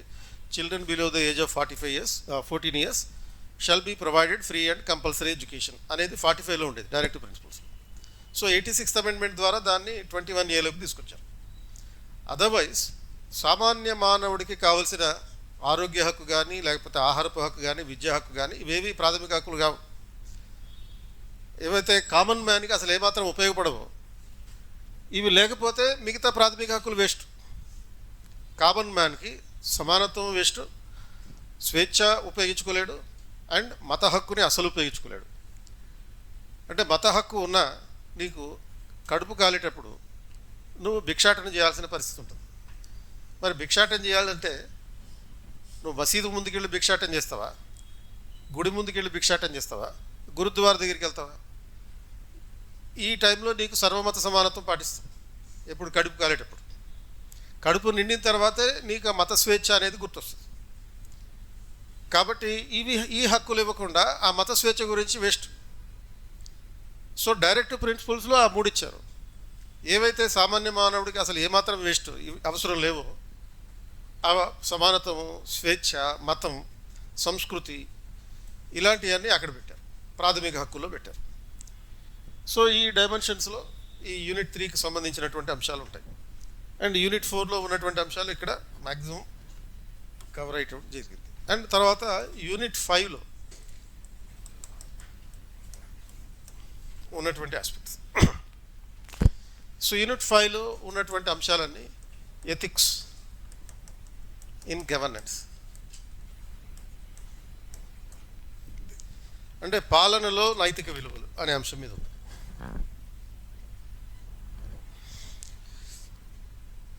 సో ఎథిక్స్ ఇన్ గవర్నెన్స్లో భాగంగా కొన్ని institutions for the ethics,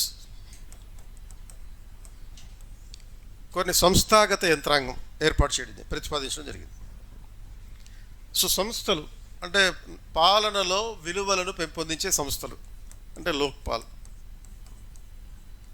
and Lokayukta.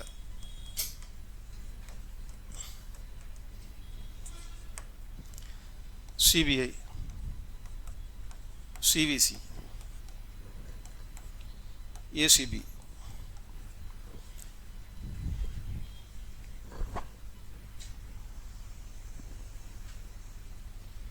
And consumer protection.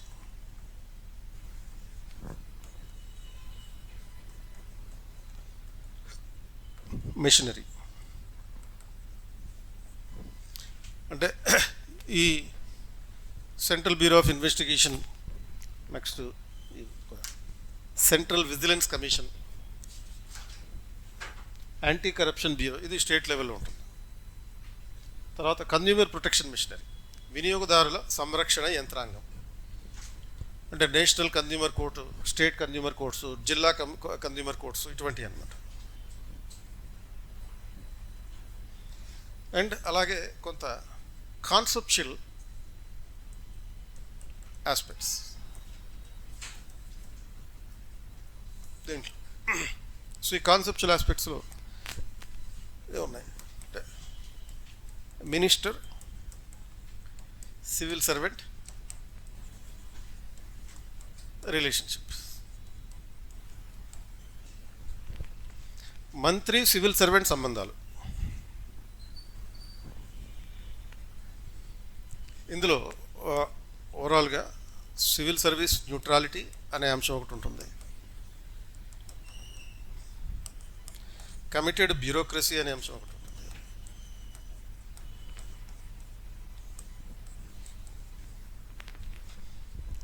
Civil service neutrality, civil service రాజకీయ తటస్థత, కమిటెడ్ బ్యూరోక్రసీ నిబద్ధ ఉద్యోగ స్వామ్య వ్యవస్థ,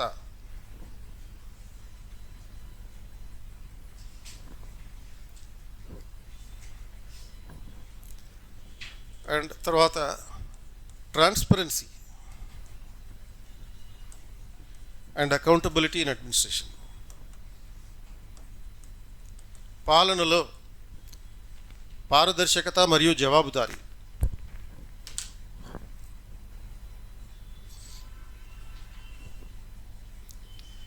అండ్ అడ్మినిస్ట్రేటివ్ రిఫార్మ్స్,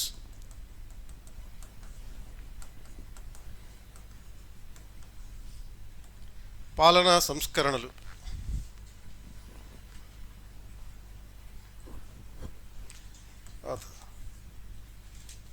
సన్షైన్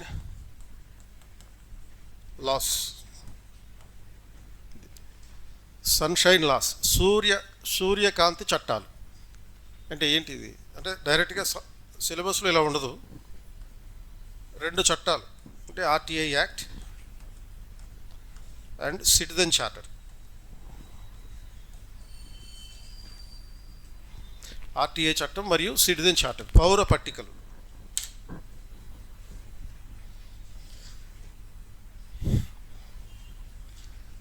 ఈ రెండింటినీ కలిపి సన్షైన్ లెజిస్లేషన్ అంటారు. సో సన్షైన్ లెజిస్లేషన్ అంటే the laws that are intended to spread sunshine over the administration, పాలనపై కాంతిని వెదజల్లే చట్టాలు, అంటే పారదర్శకంగా ఉండేటట్టు చేసేటటువంటి చట్టాలు. సో ఇవన్నీ కాకుండా అధికార యంత్రాంగానికి పాలకులకి జెండర్ సెన్సిటైజేషన్ కూడా ఉండాలి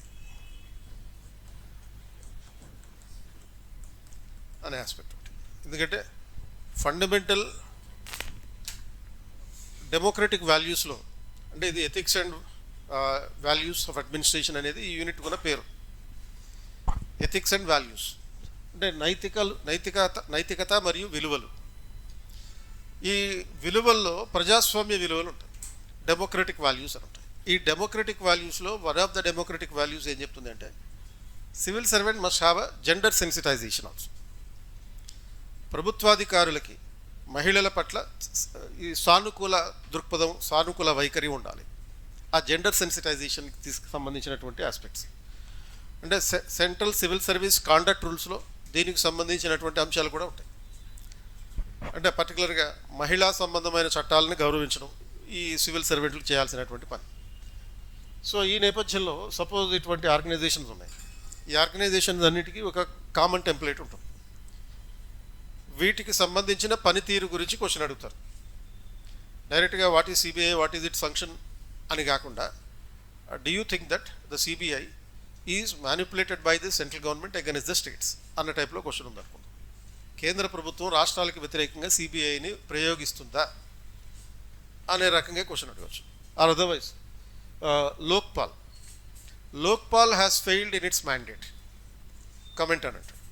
అంటే లోక్పాల్ తనకి ఇచ్చినటువంటి నిర్ధారించిన విధి నిర్వహణలో విఫలమైంది.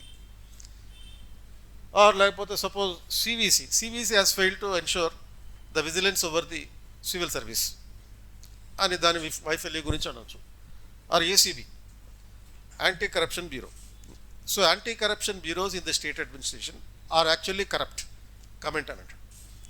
అంటే ఈ అవినీతి వ్యతిరేక సంస్థలే అవినీతి సంస్థలు.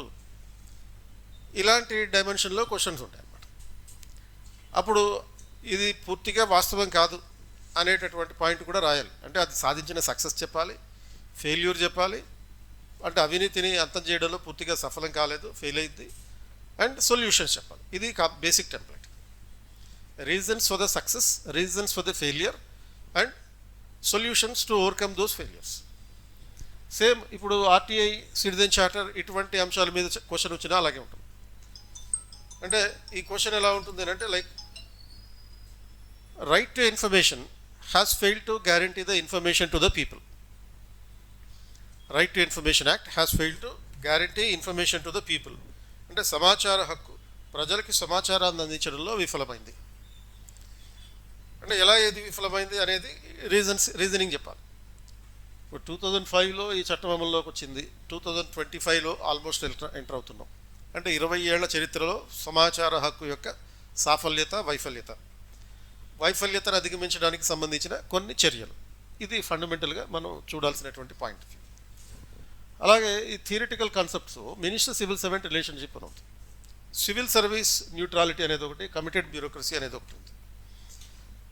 సివిల్ సర్వీస్ న్యూట్రాలిటీ అంటే సివిల్ సర్వెంట్లు రాజకీయంగా తటస్థంగా ఉండడం. అంటే ఒక సివిల్ సర్వెంట్ పర్మనెంట్ ఎగ్జిక్యూటివ్ కనీసం 25 సంవత్సరాల పాటు అధికారంలో ఉంటాడు. 25 నుంచి 30 సంవత్సరాల వరకు అధికారంలో ఉండే అవకాశం ఉంది. అంటే ఒక సివిల్ సర్వెంట్ తన జీవిత కాలంలో కనీసం 6 ప్రభుత్వాలు మారుతూ ఉండడం చూస్తాడు. అంటే కనీసం ఒక 5-6 ప్రభుత్వాలు అయితే ఒక సివిల్ సర్వెంట్ కళ్ళ ముందు వెళ్ళిపోతుంటాయి. అంటే the kings are temporary, secretaries are permanent. Kings అంటే ఈ రాజులు, ఈ ప్రధానమంత్రులు, ముఖ్యమంత్రులు, ఈ మంత్రులు తాత్కాలికం. బట్ ఈ సెక్రటరీలు శాశ్వతం, 30 ఏళ్ల పాటు వాళ్ళ అధికారంలో ఉంటున్నారు కాబట్టి. కనుక వీళ్ళకి ఏ పొలిటికల్ పార్టీతోటి అనుబంధం ఉండకూడదు, పొలిటికల్గా న్యూట్రల్గా ఉండాలి. కనుక సివిల్ సర్వెంట్లకి రాజకీయ హక్కులు లేవు. రాజకీయ హక్కులు అంటే ఏంటి? ఓటు హక్కు తప్ప ఇంకే రాజకీయ హక్కు లేదు. Except the right to vote, the civil servants have no other rights for political perspective. అది కూడా ఓటు హక్కు కూడా ఎవరికి చెప్పకుండా ఉపయోగించుకోవాలి, బయటికి చెప్పకూడదు ఎవరికి ఓటేసామనే విషయం. Right to vote in mute. And మిగతా హక్కులు ఉంటాయి. ఏది?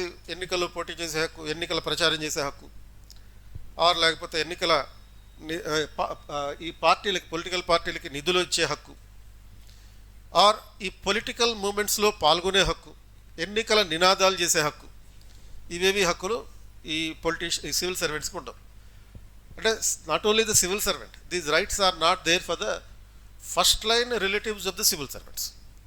ఫస్ట్ లైన్ రిలేటివ్స్ అంటే ఒక సివిల్ సర్వెంట్ భార్య, ఒక సివిల్ సర్వెంట్ భర్త కానీ, సివిల్ సర్వెంట్ పెళ్లి కాని పిల్లలు కానీ, వీళ్ళకి కూడా ఈ పొలిటికల్ రైట్స్ ఉండవు. ఇప్పుడు అందుకే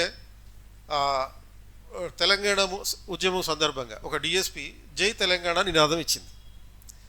ఇచ్చిన వెంటనే ఆఫీస్కి వెళ్ళి రిజైన్ చేసింది. ఎందుకని రిజైన్ చేయాలి? ఎందుకంటే participation in the political movements, supporting a political movement is prohibited for the civil servant. అయితే సకల జనుల సమ్మె సందర్భంగా రాష్ట్రంలోని ప్రభుత్వోద్యోగులు, అంటే తెలంగాణకు చెందినటువంటి ప్రభుత్వోద్యోగులందరూ ఈ సకల జనుల సమ్మెలో పాల్గొన్నారు.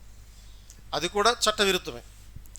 కానీ ప్రభుత్వ యంత్రాంగం దీనికి అనుకూలంగా ఉంది కాబట్టి ఈ అధికారుల మీద చర్యలు తీసుకోలేదు.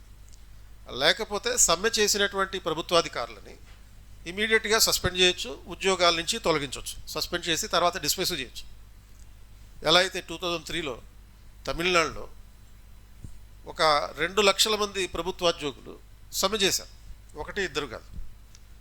సమ్మె చేసినప్పుడు ఏం చేస్తారు? గవర్నమెంట్ మాత్రం కంపల్సరీగా లొంగి రావాల్సిందే అనుకున్నారు. కానీ జయలలిత చీఫ్ మినిస్టర్గా ఉన్నప్పుడు ఈ సమ్మె జరిగింది.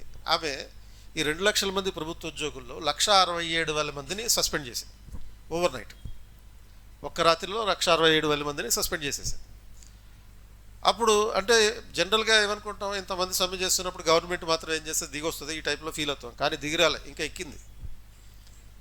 అండ్ ఈ ప్రభుత్వోద్యోగుల సంఘాలందరూ కలిసి సుప్రీంకోర్టుకి వెళ్ళారు నెక్స్ట్ డేనే. అది T Rangarajan versus union state of Tamil Nadu case అని అంటారు. 2003లో Rangarajan versus Tamil Nadu case.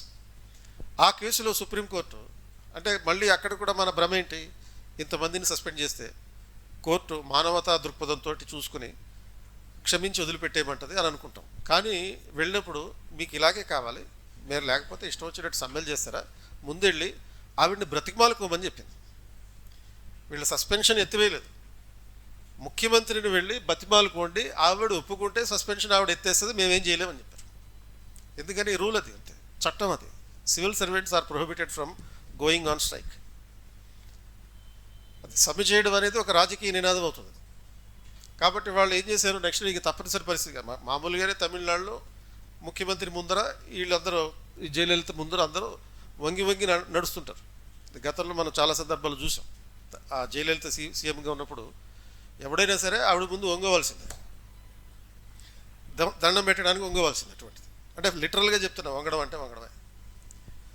And వీళ్ళు వెళ్ళి, ఈ నాయకులందరూ వెళ్ళి ఆవిడ కాళ్ళ మీద పడ్డారు. అప్పుడు ఆవిడ క్షమించి, ఎందుకంటే అమ్మ కదా, క్షమించి వాళ్ళని మళ్ళీ ఉద్యోగాల్లోకి తీసుకున్నాం. సో అట్లా ఒక సివిల్ సర్వీస్ న్యూట్రల్గా ఉండడం అనేది కంపల్సరీ. సమ్మెలు చేయకూడదు, నినాదాలు చేయకూడదు, రాజకీయ పార్టీలతో అనుబంధం పెట్టుకోకూడదు. ట్రేడ్ యూనియన్స్ రాజకీయ పార్టీలతో అనుబంధం ఉంటుంది.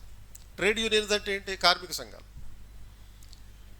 సివిల్ సర్వెంట్లకి ఈ ట్రేడ్ యూనియన్ రాజకీయ పార్టీలతో అనుబంధం ఉండకూడదు. వాళ్ళకి ఉండకూడదు, వాళ్ళ బంధువులకి, మొదటి తరం బంధువులకి కూడా ఉండకూడదు. అండ్ అది సివిల్ సర్వీస్ కాబట్టి సివిల్ సర్వెంట్ అనేవాడు ఏ రాజకీయ పార్టీతోటి అనుకూలంగా కానీ ప్రతికూలంగా కానీ ఉండకూడదు. అధికారంలో ఉన్నవాళ్ళు ఏం చెప్తే అది చేయాలంతే. అంటే న్యూట్రల్గా గవర్నమెంట్ పాలసీని ఇంప్లిమెంట్ చేసేవాడినే సివిల్ సర్వెంట్ అంటారు. అది అంటే మళ్ళీ దీని నుంచి కొంతమందికి బాధపడతారు. అంటే ఇంత చదువుకున్న మేము ఆ చదువురాన్ని మంత్రి దగ్గరికి వెళ్ళి చేతులు కట్టుకుని నిలబడాలా, వాడు ఏం చెప్తే అది వినాలంటే అందుకోసమే నేను అపాయింట్ చేసింది. అది వాడు ఏం చెప్తే అది చేయడం కోసమే నేను అపాయింట్ చేసింది. లేకపోతే వాడు ఎందుకు అపాయింట్ చేసుకుంటాడు?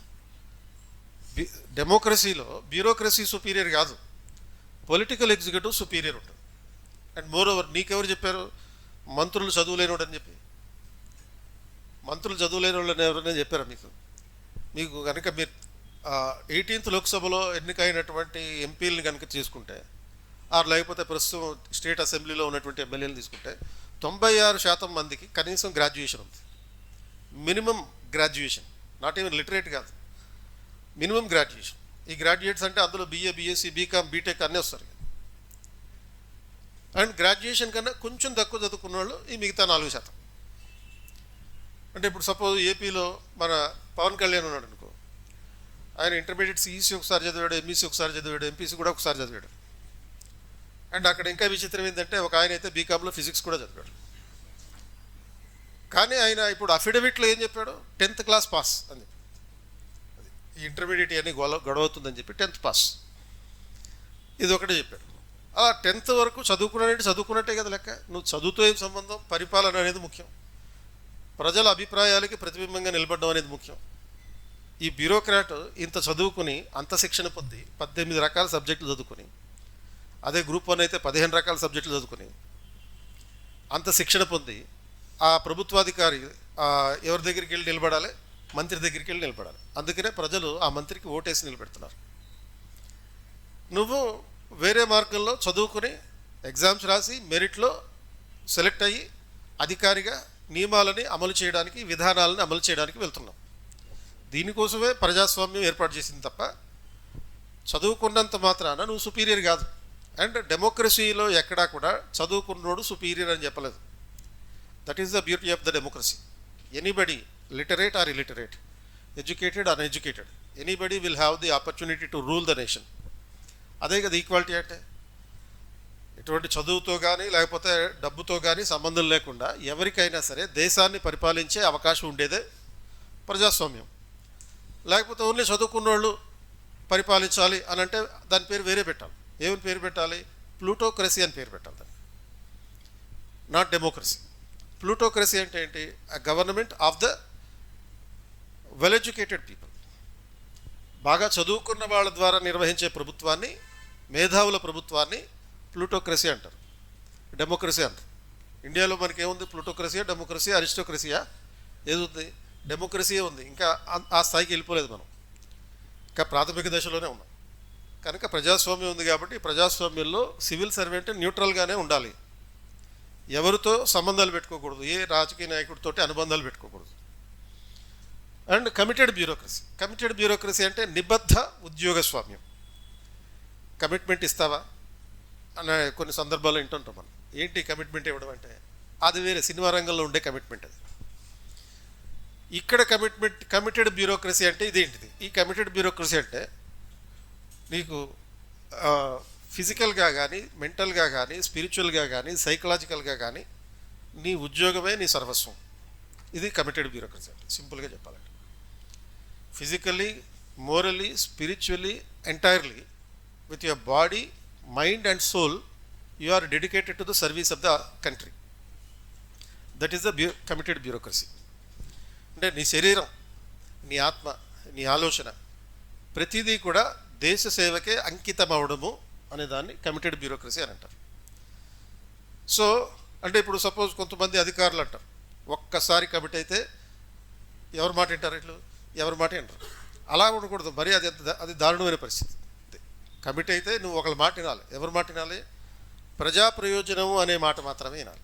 Commitment to the public service, public interest, ప్రజా ప్రయోజనాలకి నిబద్ధుడై ఉండడము, దాన్ని కమిటెడ్ బ్యూరోక్రసీ అంటారు. సో ఇటువంటి పర్స్పెక్టివ్లో మినిస్టర్ సివిల్ సర్వెంట్ రిలేషన్షిప్ని అర్థం చేసుకోవాలి ఈ రెండు డైమెన్షన్స్లో. మంత్రి సివిల్ సర్వెంట్ సంబంధాలు, ఈ న్యూట్రాలిటీ, కమిట్మెంట్ అనే రెండు అంశాల నేపథ్యంలో అర్థం చేసుకోవాలి. Sardar Vallabhbhai Patel wanted the civil service to be politically neutral in giving the advises to the government. ప్రభుత్వానికి సలహాలు ఇచ్చే విషయంలో సివిల్ సర్వెంట్లు రాజకీయంగా తటస్థంగా ఉండి సలహాలు ఇవ్వాలి. ప్రభుత్వం కోసం సలహాలు ఇవ్వకూడదు, అధికారంలో ఉన్నోడి కోసం సలహాలు ఇవ్వకూడదు, ప్రజా ప్రయోజనం కోసం సలహాలు ఇవ్వాలి. గవర్నమెంట్ చెప్పేటటువంటి విధానాలని ప్రజల కోసం అమలు చేయాలి. గవర్నమెంట్లో ఉన్న మంత్రి కోసం అమలు చేయడం కాదు, నీ కోసం కాదు, పబ్లిక్ ఇంట్రెస్ట్ కోసం అమలు చేయాలి. ఇది మంత్రి సివిల్ సర్వెంట్కి ఉండాల్సిన రిలేషన్షిప్. కాకపోతే ప్రాక్టికల్గా ఏమైంది, సర్దార్ వల్లభాయ్ పటేల్ ఆశించింది అదైతే over a period of time civil service have lost their neutrality, political neutrality. ఈ సివిల్ సర్వెంట్లు తమ రాజకీయ తటస్థతని వదిలేసుకుని రాజకీయాలకి నిబద్ధులై ఉండడం మొదలుపెట్టారు. రాజకీయ నాయకులకి కమిట్ అయి ఉండడం మొదలుపెట్టారు. దాన్ని పొలిటిసైజేషన్ ఆఫ్ ద బ్యూరోక్రసీ అని అంటారు. Politicised bureaucracy. పొలిటిసైజ్డ్ బ్యూరోక్రసీ అంటే ఏంటి? అధికారులు రాజకీయమయమైపోవడం, రాజకీయ ప్రయోజనాలకు అనుగుణంగా పనిచేయడం, నాయకులు ఏం చెప్తే అది కరెక్ట్ అంటారు. ఈ టెండెన్సీని ఎస్ మినిస్టర్ టెండెన్సీ అని అంటారు. అంటే ఎస్ మినిస్టర్ అంటే ఏంటి? మంత్రి ఏది చెప్తే అయ్యా మీరు దేవుడయ్యా, మీరు చెప్పింది కరెక్ట్ అయ్యా అని చెప్పడం అన్నమాట. ఈ రకమైనటువంటి పరిస్థితిని బీబీసీ వాళ్ళు బ్రిటన్లో ఉన్నటువంటి ఈ ఎస్ మినిస్టర్ టెండెన్సీ అనే పద్ధతిని చూసి బీబీసీ వాళ్ళు ఒక పెద్ద వెబ్ సిరీసే తీశారు అప్పట్లో. అండ్ అది తీసిన తర్వాత అంటే 1980s అది వరల్డ్ ఫేమస్ సిరీస్ అనమాట. ఆ తర్వాత ఇండియాలో కూడా అటువంటి విధానాన్ని సెంట్రల్ సెక్రటేరియట్లో మంత్రులు సివిల్ సర్వెంట్ల మధ్య రిలేషన్షిప్ని ఆధారంగా తీసుకుని దూరదర్శన్లో కూడా జీ మంత్రి జీ అనే ఒక సీరియల్ తీశారు. అంటే మంత్రులు సివిల్ సర్వెంట్లు కుమ్మక్కయ్యి ఏ విధంగా ప్రజా ప్రయోజనాలకు వ్యతిరేకంగా పనిచేస్తారు అనేది ఈ సిరీస్లో చూపిస్తారు. సో అట్లా ఈ మంత్రి సివిల్ సర్వెంట్ రిలేషన్షిప్ న్యూట్రల్గా ఉండాలి. కానీ కొంతకాలం అయ్యేటప్పటికి ఈ న్యూట్రాలిటీ అనేది పోయింది. ఇప్పుడు మళ్ళీ కొత్త తరం అధికారులు ఎవరైతే ఉన్నారో మెల్లగా మళ్ళీ ప్రజా ప్రయోజనం కోసం పనిచేయడం మొదలు పెడుతున్నారు. కనుక ఇప్పుడు క్వశ్చన్ దీని మీద ఎలా ఉండొచ్చు అంటే, the relationship between civil servant and the minister should be characterised by not the political ideology but the constitutional provisions. Explain అంటాడు. అంటే రాజకీయ ప్రయోజనాల ఆధారంగా కాకుండా రాజ్యాంగ ప్రయోజనాల ఆధారంగా మంత్రి సివిల్ సర్వెంట్ సంబంధం ఉండాలి, వివరించము అని. Or otherwise there may be a question like civil service neutrality is a thing of the past. Comment అంటాడు, civil service neutrality is a thing of the past. ఇది సివిల్ సర్వీస్ తటస్థత అనేది గతానికి చెందినది. అంటే ఇప్పుడు దానికి ఎవడు వాల్యూ ఇవ్వట్లేదు అనేది. ఎందుకంటే సివిల్ సర్వెంట్లు అందరూ రాజకీయంగా కమిట్ అయి ఉన్నారు కాబట్టి. అదో రకమైన క్వశ్చన్ రావచ్చు. ఇంకో రకంగా ఏమవచ్చు అంటే, civil service neutrality is gone, civil service activism is in. Explain. Civil service neutrality is gone, ఆ రాజకీయ తటస్థత పోయింది. Civil service commitment is in or civil service activism is in. Activism అంటే క్రియాశీలక సివిల్ సర్వెంట్లు. మామూలుగా మనం జ్యుడిషియల్ యాక్టివిజం గురించి చెప్తాం. జ్యుడిషియల్ యాక్టివిజం ఇప్పుడు మళ్ళీ ఈ గవర్నెన్స్లో సివిల్ సర్వీస్ యాక్టివిజం గురించి చెప్తాం.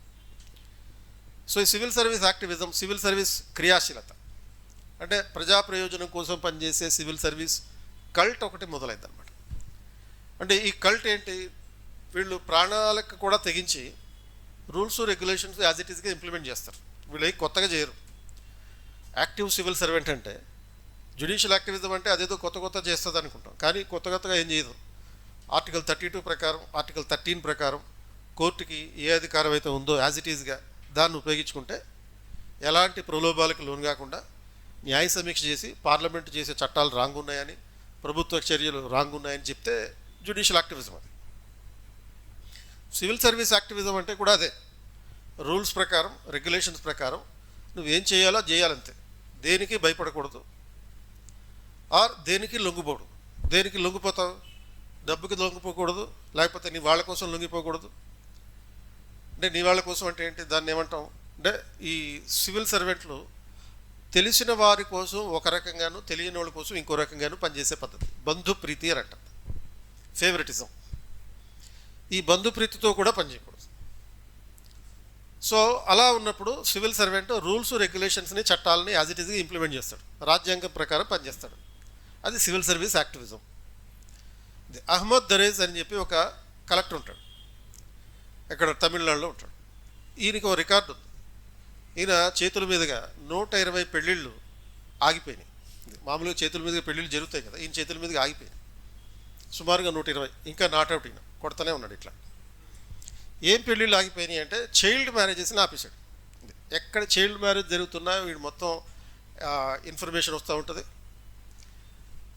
వెంటనే ఆ ఇన్ఫర్మేషన్ రాగానే అక్కడికి వెళ్తాడు, ఆపండి పెళ్లి జరగడానికి వీల్లేదంటాడు. ఇక వచ్చావా ఇక సర్దండి అంటాడు.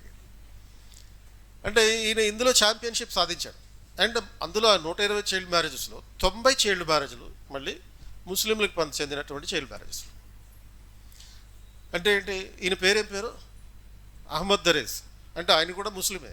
ఆయన ఆపేది ముస్లిం చైల్డ్ మ్యారేజెసే. ఎందుకంటే ముస్లింల్లోనే 16 ఏళ్ళ లోపల పిల్లలకి పెళ్లి చేయాలనేటటువంటి నిబంధనలు ఉన్నాయి కాబట్టి ఆ చైల్డ్ మ్యారేజెస్ని ఈ Tamil Nadu child marriage prohibition act ప్రకారం ఆపేస్తూ ఉంటాడు అనమాట. అండ్ ఈయన వెళ్ళిపోవాలి ఇక్కడి నుంచి, మాకు వద్దు అని చెప్పి ట్రాన్స్ఫర్ చేయాలని చెప్పి ధర్నాలు కూడా చేస్తారండి. ఈయనకి అలవాటు, ఏదైనా రోజున ఒక ధర్నా లేకపోతే ఏంటి ధర్నా దేవుడు చేయించండి అంటాడు. అలాంటి యాటిట్యూడ్. అంటే ఎవరు ధర్నా చేసుకొని, ఈ ధర్నా చేసే వాళ్ళలో ఎక్కువగా మళ్ళీ ఇస్లామిక్ కమ్యూనిటీకి సంబంధించిన వాళ్ళే ఉంటారు. ఈ పిల్లలు మ్యారేజ్లు ఆపేస్తున్నాడు అని చెప్పి. అయినా కానీ గవర్నమెంట్ ఇతను చేసుకునే పని చేసుకునేస్తుంది. ఇలా యాక్టివ్గా ఈయన ఏమైనా కొత్తగా చేస్తున్నాడా, ఎక్స్ట్రాలు చేస్తున్నాడా? ఎక్స్ట్రాలు ఏం చేయట్లేదు, ఉన్నదే చేస్తున్నాడు. ఎందుకంటే ఆయన డాక్టర్ కూడా, బేసిక్గా MBBS చదివి కలెక్టర్ అయ్యాడు. సో డాక్టర్గా అతనికి తెలుసు పిల్లలకి చైల్డ్ మ్యారేజెస్ చేస్తే వచ్చేటటువంటి హెల్త్ కాంప్లికేషన్స్ ఏంటో తెలుసు. ఇప్పుడు ఇరాన్లో కొత్త చట్టం వచ్చింది. 1959లో చేసిన చట్టం ప్రకారం 16 సంవత్సరాలకి పిల్లలకి పెళ్లి చేసేయాలి. దాన్ని ఇప్పుడు మార్చి 9 ఏళ్ళకే పిల్లలకి పెళ్లి చేయాలని చెప్తారు. అమ్మాయిలందరికీ 9 ఏళ్ళకే పిల్లలకి పెళ్లి చేయాలి. ఇదో రకమైన స్కీమ్. సో కొత్త గవర్నమెంట్ వచ్చింది, కొత్త చట్టం తీసుకొచ్చారు. సో 9 ఏళ్ళకే పెళ్ళిళ్ళు చేస్తే ఏమవుతుంది?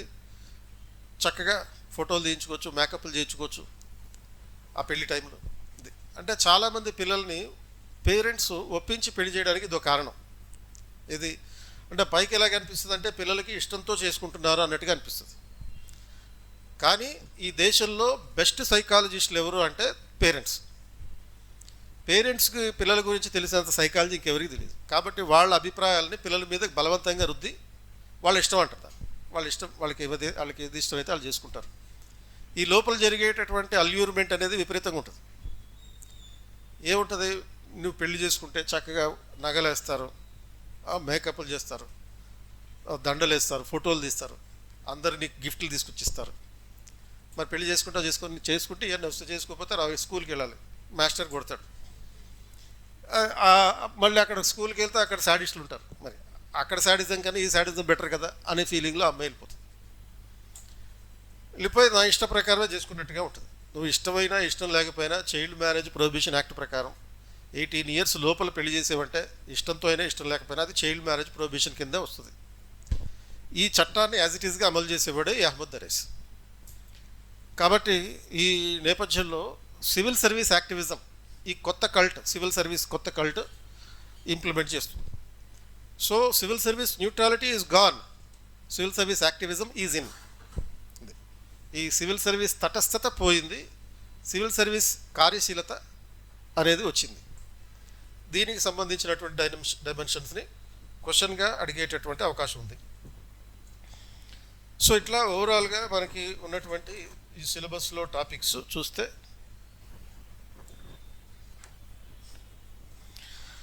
ఇప్పుడు బేసిక్గా దీనికి రిఫరెన్సెస్ ఏముంటాయి అంటే గవర్నెన్స్ ఇన్ ఇండియా ఇంగ్లీష్లో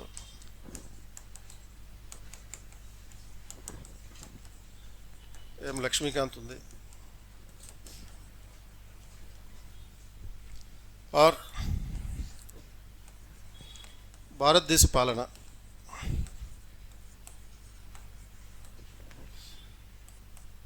తెలుగు అకాడమీ ఉంది.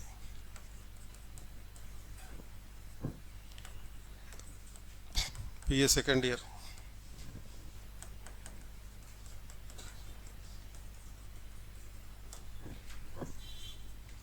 దీని ఇంగ్లీష్ వర్షన్ కూడా ఉంటుంది, ఇండియన్ అడ్మినిస్ట్రేషన్.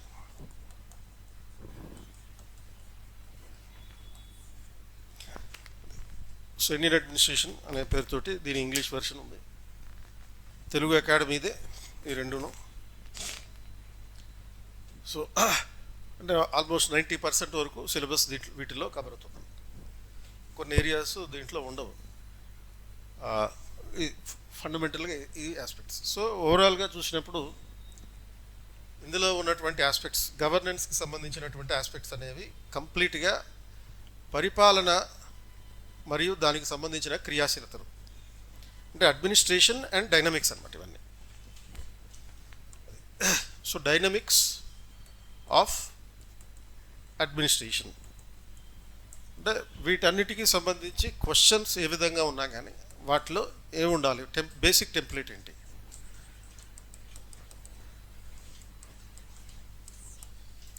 ఒకటి, you are suppose to know the concept, ఒక అంశానికి సంబంధించినటువంటి కాన్సెప్ట్ తెలుసుకుంటాం. అంటే ఈ బేసిక్ టెంప్లెట్ అనేది ఏంటి, క్వశ్చన్ అండ్ ఆన్సర్కి సంబంధించినటువంటి టెంప్లెట్ అనమాట. క్వశ్చన్ ఎలా వచ్చినా కానీ కాన్సెప్ట్ అనే దాన్ని ఇంట్రడక్షన్లో రాసేసి, ఆ తర్వాత అందులో ఉన్నటువంటి మెరిట్స్ తెలియాలి, దెన్ డిమెరిట్స్ చూసుకోవాలి, దెన్ సొల్యూషన్స్ చెప్పాలి.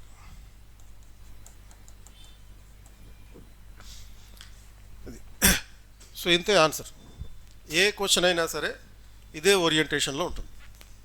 Identifying the basic dimension, merits, demerits, question అంతవరకు ఇస్తాడు, merits demerits. And you are suppose to present the solutions. క్వశ్చన్లో సొల్యూషన్స్ ఏంటి అని అడగకపోయినా సొల్యూషన్స్ చెప్పాలి, రాయాల్సి ఉంటుంది. సో ఈ మెరిట్స్ డిమెరిట్స్ వీటిని అర్థం చేసుకోవాల్సినటువంటి డైమెన్షన్ ఏంటి.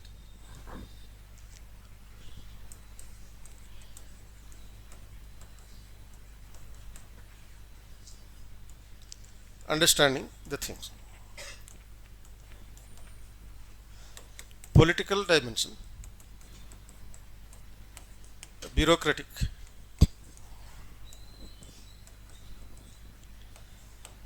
financial,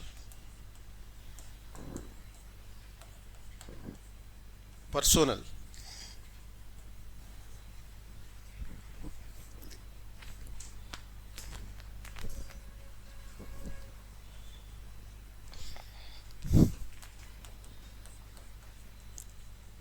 people centredness.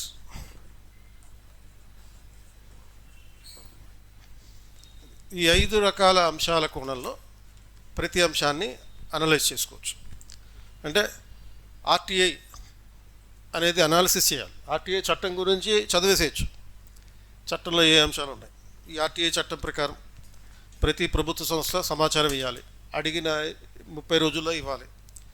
Right to లైఫ్కి సంబంధించిన ఇన్ఫర్మేషన్ అయితే 48 గంటల్లో ఇవ్వాలి. తర్వాత ప్రతి ప్రభుత్వ సంస్థలోనూ ఒక పిఐఓ ఉండాలి, పబ్లిక్ ఇన్ఫర్మేషన్ ఆఫీసర్ అని కూడా ఉండాలి. తర్వాత ఒకవేళ నిరక్షరాస్యులకు ఎవరికైనా సమాచారం కావాలంటే దానికి అప్లికేషన్ ఫామ్ రాయించుకోవడానికి పిఐఓ సహాయం చేయాలి. ఎందుకంటే ఇన్ఫర్మేషన్ కావాలంటే అప్లికేషన్ పెట్టాలి, అప్లికేషన్ రాయడం నీకు రాకపోతే పిఐఓ సహాయం చేయాలి. ఇన్ఫర్మేషన్ ఇవ్వకపోతే నువ్వు పైకి అప్పీల్ చేసుకోవచ్చు. అప్పీల్ ద్వారా కూడా నీకు ఆ సమాచారం రాకపోతే సెంట్రల్ ఇన్ఫర్మేషన్ కమిషన్కి వెళ్ళొచ్చు, ఒకవేళ అది సెంట్రల్ గవర్నమెంట్ డిపార్ట్మెంట్ అయితే. స్టేట్ ఇన్ఫర్మేషన్ కమిషన్కి వెళ్ళొచ్చు, స్టేట్ గవర్నమెంట్ డిపార్ట్మెంట్ అయితే. ఈ ప్రొవిజన్స్ అన్నీ ఉన్నాయి. కానీ మనకి క్వశ్చన్ దేని గురించి ఉంటుంది, ఓన్లీ ఆ సంబంధించిన అంశాల మీదే కాకుండా merits demerits or positives negatives అనే అంశం మీద ఉంటుంది.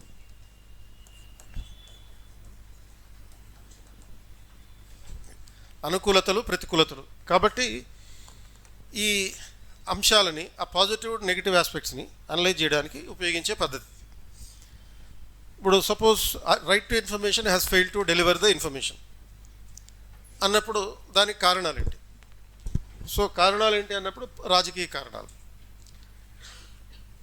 there is no political commitment in ensuring the enforcement of the right to information. No political commitment. రాజకీయ నిబద్ధత లేదు. Bureaucracy is against the right to information because bureaucratic culture is preventing the bureaucracy from enforcing the right to information. What is the bureaucratic culture? ఉద్యోగ స్వామ్య సంస్కృతి అంటే ఏంటి? Red tapism, secrecy, ఈ రెండు fundamental, and corruption, ఈ 3 పాయింట్లు ఉంటాయి. అంటే ఈ బ్యూరోక్రటిక్ కల్చర్లో ఉన్నటువంటి ఆస్పెక్ట్స్లో red tapism, secrecy, corruption, nepotism,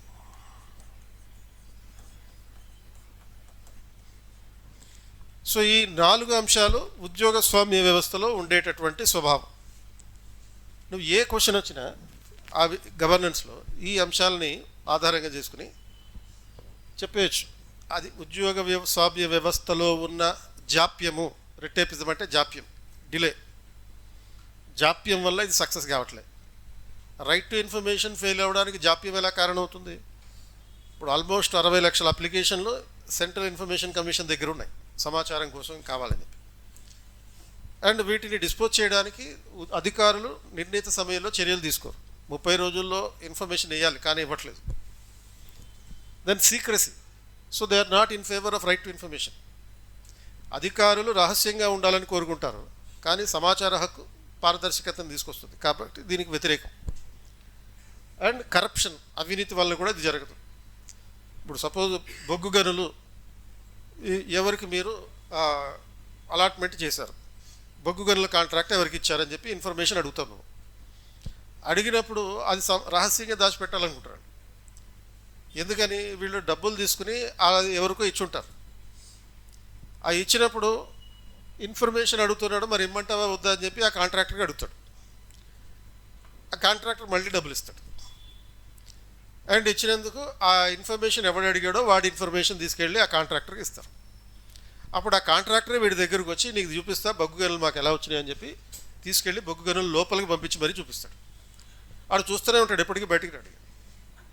బాగా చూస్తున్నాడు కదా అనిపిస్తుంది. సో అలా ఈ రైట్ టు ఇన్ఫర్మేషన్ యాక్ట్ వచ్చిన తర్వాత 80 మంది సమాచార ఈ రైట్ టు ఇన్ఫర్మేషన్ యాక్టివిస్టులు ఎవరైతే ఉన్నారో 80 మంది చచ్చిపోయారు, మర్డర్ అయిపోయారు ఈ బొగ్గు గనుల కాంట్రాక్టర్ల చేతుల్లో. అది కరప్షన్ అండ్ నెపోటిజం, బంధుప్రీతి, ఇటువంటి కారణాల వల్ల bureaucracy is not ensuring the right to information successful. Financial problems, అంటే దీన్ని అమలు చేయడానికి డబ్బులు కావాలి, ఆ బడ్జెట్ సరైన బడ్జెట్ కేటాయించట్లేదు. పర్సోనల్ ప్రాబ్లమ్స్, అంటే ఉద్యోగ బృంద సమస్యలు. ఉద్యోగ బృందం అంటే ఏంటి? సిబ్బంది, స్టాఫ్ అన్నమాట. తగినంత మంది స్టాఫ్ లేరు దీన్ని అమలు చేయడానికి. సపోజ్ సెంట్రల్ ఇన్ఫర్మేషన్ కమిషన్ ఉంటుంది. సెంట్రల్ ఇన్ఫర్మేషన్ కమిషన్లో ఉండేటటువంటి ఉద్యోగులందరూ డెప్యుటేషన్ ఆధారంగా పనిచేస్తారు. They are not permanent staff, they are working on a deputation. కాబట్టి పర్మనెంట్ స్టాఫ్ కాదు కాబట్టి వాళ్ళు మళ్ళీ పేరెంట్ డిపార్ట్మెంట్కి రిటర్న్ వెళ్ళిపోవాలి. అంటే టెంపరీ ట్రాన్స్ఫర్ని డెప్యుటేషన్ అంటారు. అలాగే పీపుల్ సెంటర్డ్నెస్, అది కూడా లేదు. పీపుల్ సెంటర్డ్నెస్ అంటే ఏంటి? ప్రజా ప్రయోజనం, ప్రజా ప్రయోజనత్వం కూడా లేకపోవడం. అంటే ఈ సపోజ్ సమాచార హక్కుని ప్రజా భాగస్వామ్యం ద్వారా అమలు చేయట్లేదు, దానివల్ల ప్రజలకి అవగాహన లేదు. People have no awareness about the right to information. ఇప్పుడు మనకు కూడా రైట్ టు ఇన్ఫర్మేషన్ గురించి తెలుసుకోవాల్సిన కర్మ ఎందుకు పట్టింది? సిలబస్లో ఉంది కాబట్టి. సిలబస్లో లేకపోతే మనకేమవసరం, దీని గురించి అవసరమే లేదు. కనుక దేశంలో 99% మందికి సమాచార హక్కు గురించి తెలియదు. 99%. తెలిసిన వాళ్ళు ఉపయోగించుకోరు, ఉపయోగించుకునేవాడు మళ్ళీ ఫాలో అప్ యాక్షన్ చేయడు. ఇన్ని ప్రాబ్లమ్స్ ఉన్నాయి, పీపుల్ ఓరియంటెడ్ ప్రాబ్లమ్స్ అన్నమాట. ఈ అంశాలని నువ్వు గవర్నెన్స్లో సమస్యలు ఏదొచ్చినా సరే దీన్ని పెట్టేసేయచ్చు. ఏ ఇష్యూ అయినా సరే గవర్నెన్స్కి సంబంధించిన 5 యూనిట్లు చెప్పాము. ఈ 5 యూనిట్లలో ఎటువంటి ఇష్యూస్ వచ్చినా ఇదే టెంప్లెట్ వాడేసుకోవాలి. అది అంటే ఈ టెంప్లెట్ ఆధారంగా మనం అందులో ఉన్నటువంటి ఇష్యూస్ని ఐడెంటిఫై చేయొచ్చు. రాజకీయ నిబద్ధత లేదు అనే పాయింట్ ఉంది. సపోజ్ లోక్పాల్ ఏర్పడి 10 సంవత్సరాలు కావస్తున్నా 5 సంవత్సరాలు కావస్తున్నా ఇప్పటికీ దానివల్ల ప్రయోజనం లేదు. ఎందుకని? రాజకీయ నిబద్ధత లేదు. అందుకే లోక్పాల్లో ఖాళీలు ఉన్నా కానీ ఎప్పటికప్పుడు ఫిలప్ చేయరు. 2, బ్యూరోక్రటిక్ అపితి, అధికారులు అనుకూలంగా లేకపోవడం. రైటా రాంగా? ఫైనాన్షియల్ ప్రాబ్లం, దానికి నిర్ణీతమైన బడ్జెట్ లేకపోవడం. రైటా రాంగా? లోక్పాల్కి ఉద్యోగ బృంద సమస్యలు ఉన్నాయి, అంటే పూర్తి కాల సిబ్బంది లేరు. తప్పు కాదు. నువ్వు ఎన్హెచ్ఆర్సీ వచ్చినా, ఎన్సిఎస్సి వచ్చినా, ఎన్సిఎస్టీ వచ్చినా ఏది గురించి అడిగినా కానీ ఇదే టెంప్లెట్లో ఆన్సర్ రాసేయచ్చు.